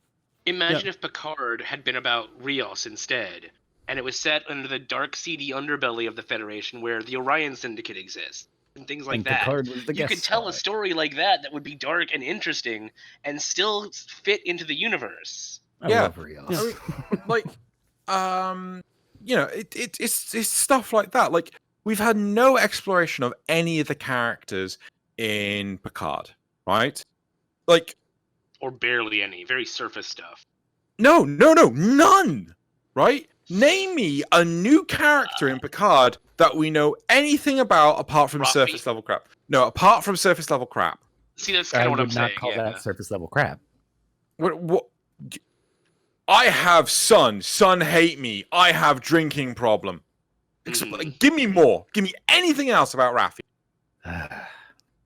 There's nothing I can say that's going to make any of these characters okay to you. None of this bothers me. Oh, okay. No, I'm gonna point out, right? I do not want you to hate Picard, right? That's a big thing, right? Yeah, yeah. Right? I'm realizing now, it's upon reflection. I might be trying to push you. It might appear that I'm trying to push you to hate A Picard. lot of people are in that camp though, and they're very vocal. My problem is, with the way Picard is being told, why not just have it its own separate thing without any of, like, why couldn't it be the Dark Starfleet years, right? Which is after, like, keep the whole of the plot, right, as is, but take out any of the TNG characters, right? Maybe leave in Hugh, right? Because that would be a nice time. Like, he ages really fucking well because he's ex-Borg, right? Yes. I like the fact that they gave a reason why they call the Borg cube the artifact. Because Borg cube is too terrifying a term, right? I get that. That makes sense to me. It's explained, right? But what's not explained is so much more. And it's like, oh, fucking... Where you see plot holes, I see mystery. I don't like things that don't bother me. How did the Borg cube get there? It's there. It's a thing that exists. Like, I don't need to be Where is held. that? I don't need my hand to be held and be like, okay, this is why the Borg cube is here. Okay? Right. Why? I don't need that. The Borg cube is in Romulan space. Why is there Romulan space? The whole empire is supposed to have collapsed. I mean, the entire empire, really? Like, they've hinted that the they still destruction of have their homeworld, right? Yeah, they've hinted that they still there's have some measure of control, but right. But then the next question is, why have they abandoned the Romulans that are in Federation space? Mm-hmm. Right? Why don't they just resupply their lacking numbers with some soldiers? Oh, no. We're too busy having sword fights in public streets. Could it maybe be that, like, Zakimus, you look at these like things that aren't explained yet or aren't explained at all, and you're like, Well, I don't need them these are explained to things me. that I don't need to know now because like they could be part of the storytelling. Because like whenever we saw, like we've mentioned a New Hope a couple of times. Whenever we saw a New Hope, there was a lot that like we didn't know. That wasn't explained. That was just part of the back premise. to A New Hope. If the prequels were never made, not having an explanation about what the Clone Wars was would not have bothered me. Like that kind of feels like it was about where people are going with some of the I need this to be explained. Like the Clone Wars, they were just a thing. It happened. It's a throwaway line that Leia says, "You served my father in Clone Wars." It just establishes I can trust you. Oh wait, was it Leia? It was both of them. Or whoever it was. Leia says it in the message, and then Kenobi talks to Luke about it. So, but that's the point, right? You're referring to something that was undisclosed in the past. I'm referring to something that has been disclosed in the past, reference to something in the future, right? How was the Borg cube in Romulan space being derelict exposed in the past? No, the whole point that the Borg do not leave their technology lying around. The fact that means something different happened here. Right. But something. Right? I'm not satisfied do I need to with know that something. I'm not satisfied with something. Their central plexus malfunctioned and they lost connection. Oh yeah, there you go. When Janeway did her Borg be gone, they but you know that the Borg cube recently took over a Romulan ship. Huh? That's right, we do. Yeah. So that there you go. Okay. Your destruction of Unimatrix 1 doesn't make sense. But I mean, it could still be another malfunction. It could have been a whoopsie in the system. Yeah. Like, there's so many anomalies in space. I mean, like it could be anything. It doesn't bother me. It could have been Q wanting to fuck around. Like it could have been exactly just that, and I'm fine with that. Jedi bug you so much? Why do you not like The Last Jedi? Because there was no movie there. Like there was. There's no series here. Like there was no plot there. I say there's no plot here. There is a plot. It's just strung out so far that there's a very slow-moving plot. But I like this one. And like The Last Jedi, a lot of that was that whole. I hate using the term when it comes to Last Jedi because I don't subverting expectations. Like I generally see that as kind of a good thing because it's like, oh, hey, whoa. When did Last Jedi you thought of a different way to tell a story? When did Last Jedi subvert expectations? It didn't. It just kind of said, haha, fuck you. I'm going to do my own thing. When does... Oh, well, I mean, yes, though Picard does subvert expectation by shitting all over everything, yes. Yeah, okay, opinions. It's a tough one. And wrong ones. I don't care. Yeah, I'm sorry you got wrong opinions, Zakimus. So like the thing which I can so understand both sides because like on the one hand, if you're telling a brand new story or you're taking something as like a new story that is to be told, then like there are certain things which don't matter. Like you don't need an explanation for every single detail within a story that needs to be told. And when it comes to like a story that is like written, like a rather new story that's being told within like a universe, it's like there can also be like you can also anticipate on things that aren't explained yet but will be explained later on. Here's fucking one for you. Fucking Romulans having death-only phasers, right? No, that's the Klingon. Ben had a problem with that. Yeah. I don't care. Sorry, child. Well, like this is the thing. It's like I'm kind of like split between. I can very well understand that like if you take this series at like a glance, like let's take the series as this series for mostly, and then let's place the fact that it's set into this universe as like a secondary fact.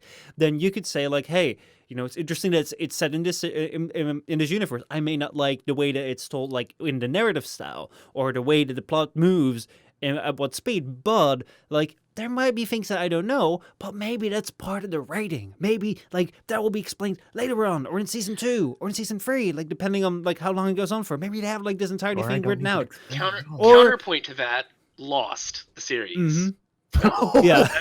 Counterpoint to that.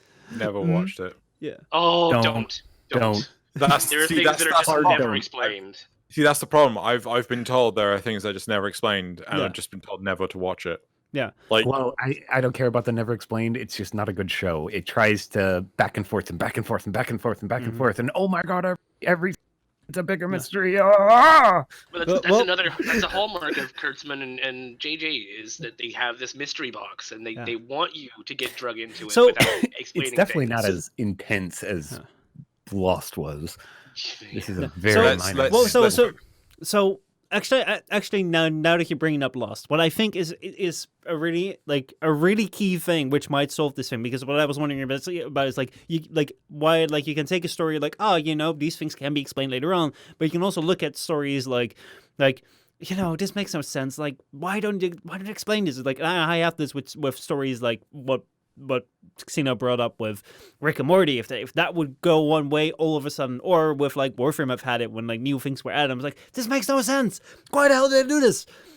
I think that what the key element in that is what you brought up with Lost. Is like mysteries can work really well, and I really love me some mystery in a narrative, but mystery isn't as simple as like, haha, this is something you didn't expect.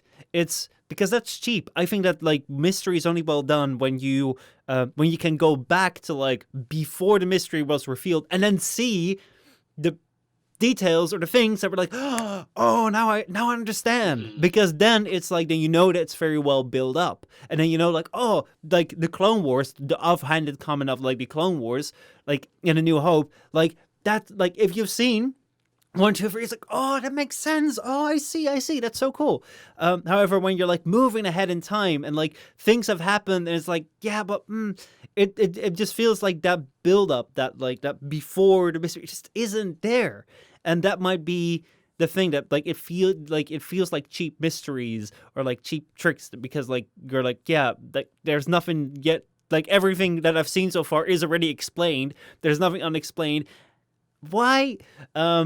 So like that's a tough one, and I think that comes back again to trying to continue on a series or a narrative with the main cast, or like with some main characters, like the main plot points which have kind of already been rounded off.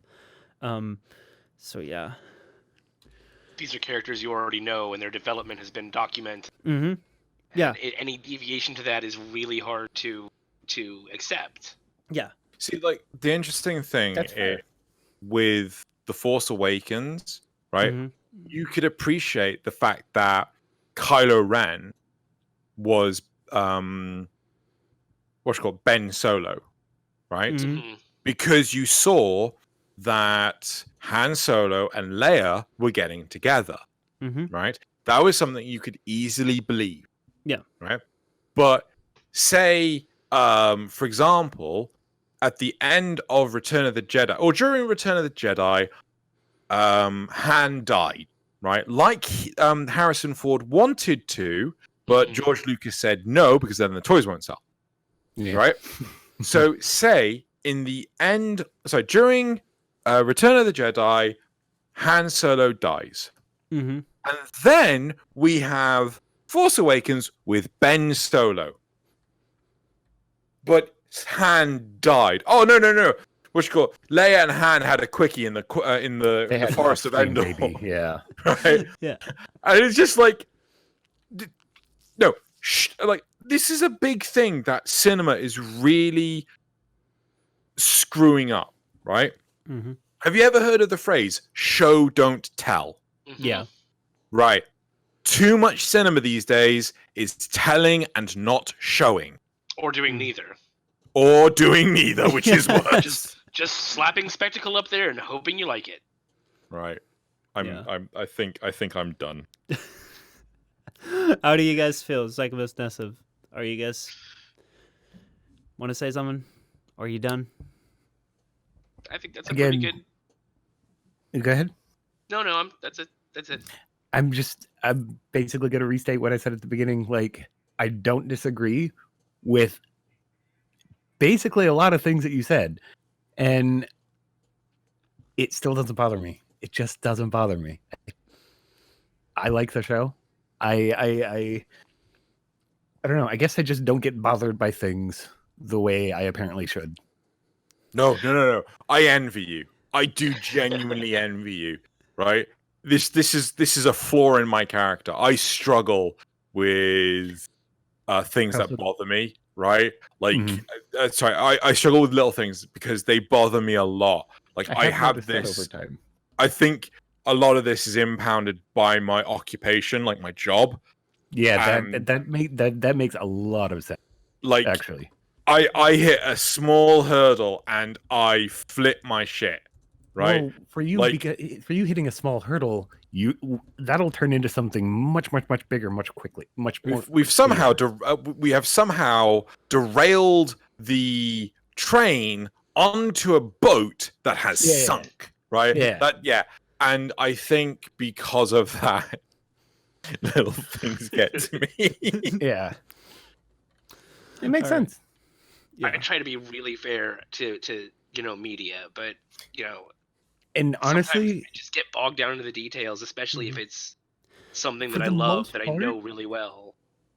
You're not giving yourself enough credit, because for the most part, you are like genuinely pretty fair about things. Like, and that's where a lot of the really good discussion we end up having in between these shows. When we went back and we watched the Clone Wars, and like, we've watched a bunch of shows, and it has turned into some awesome discussion. Like, yeah, it's fair. You don't give yourself enough credit there. Well, thank you, I guess. From the heart. Yeah. If you guys have any questions here live on Twitch or in the comments on YouTube, feel free to post them. Like, whether they relate to the topic at hand or whether they relate to not the topic at hand, but you just want to post a question, feel free to. I want to round it off like we kind of had a title for the episode today with how to work with beloved franchises. I think it's a tough one.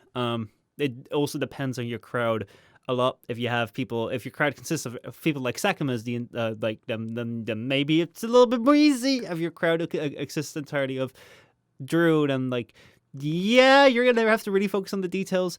But I think that the really key point, I think, is if you write a story well, then that story will have been rounded off, and the characters, the major characters, will have will no longer have loose ends. So trying to untangle it will always feel a little bit disingenuous. If you want to make a good sequel within the same universe, tie it into something which is a side thing, which kind of is interesting. What I said with stormtroopers all over the galaxy in Star Wars, that when the Death Star exploded, what happened to them?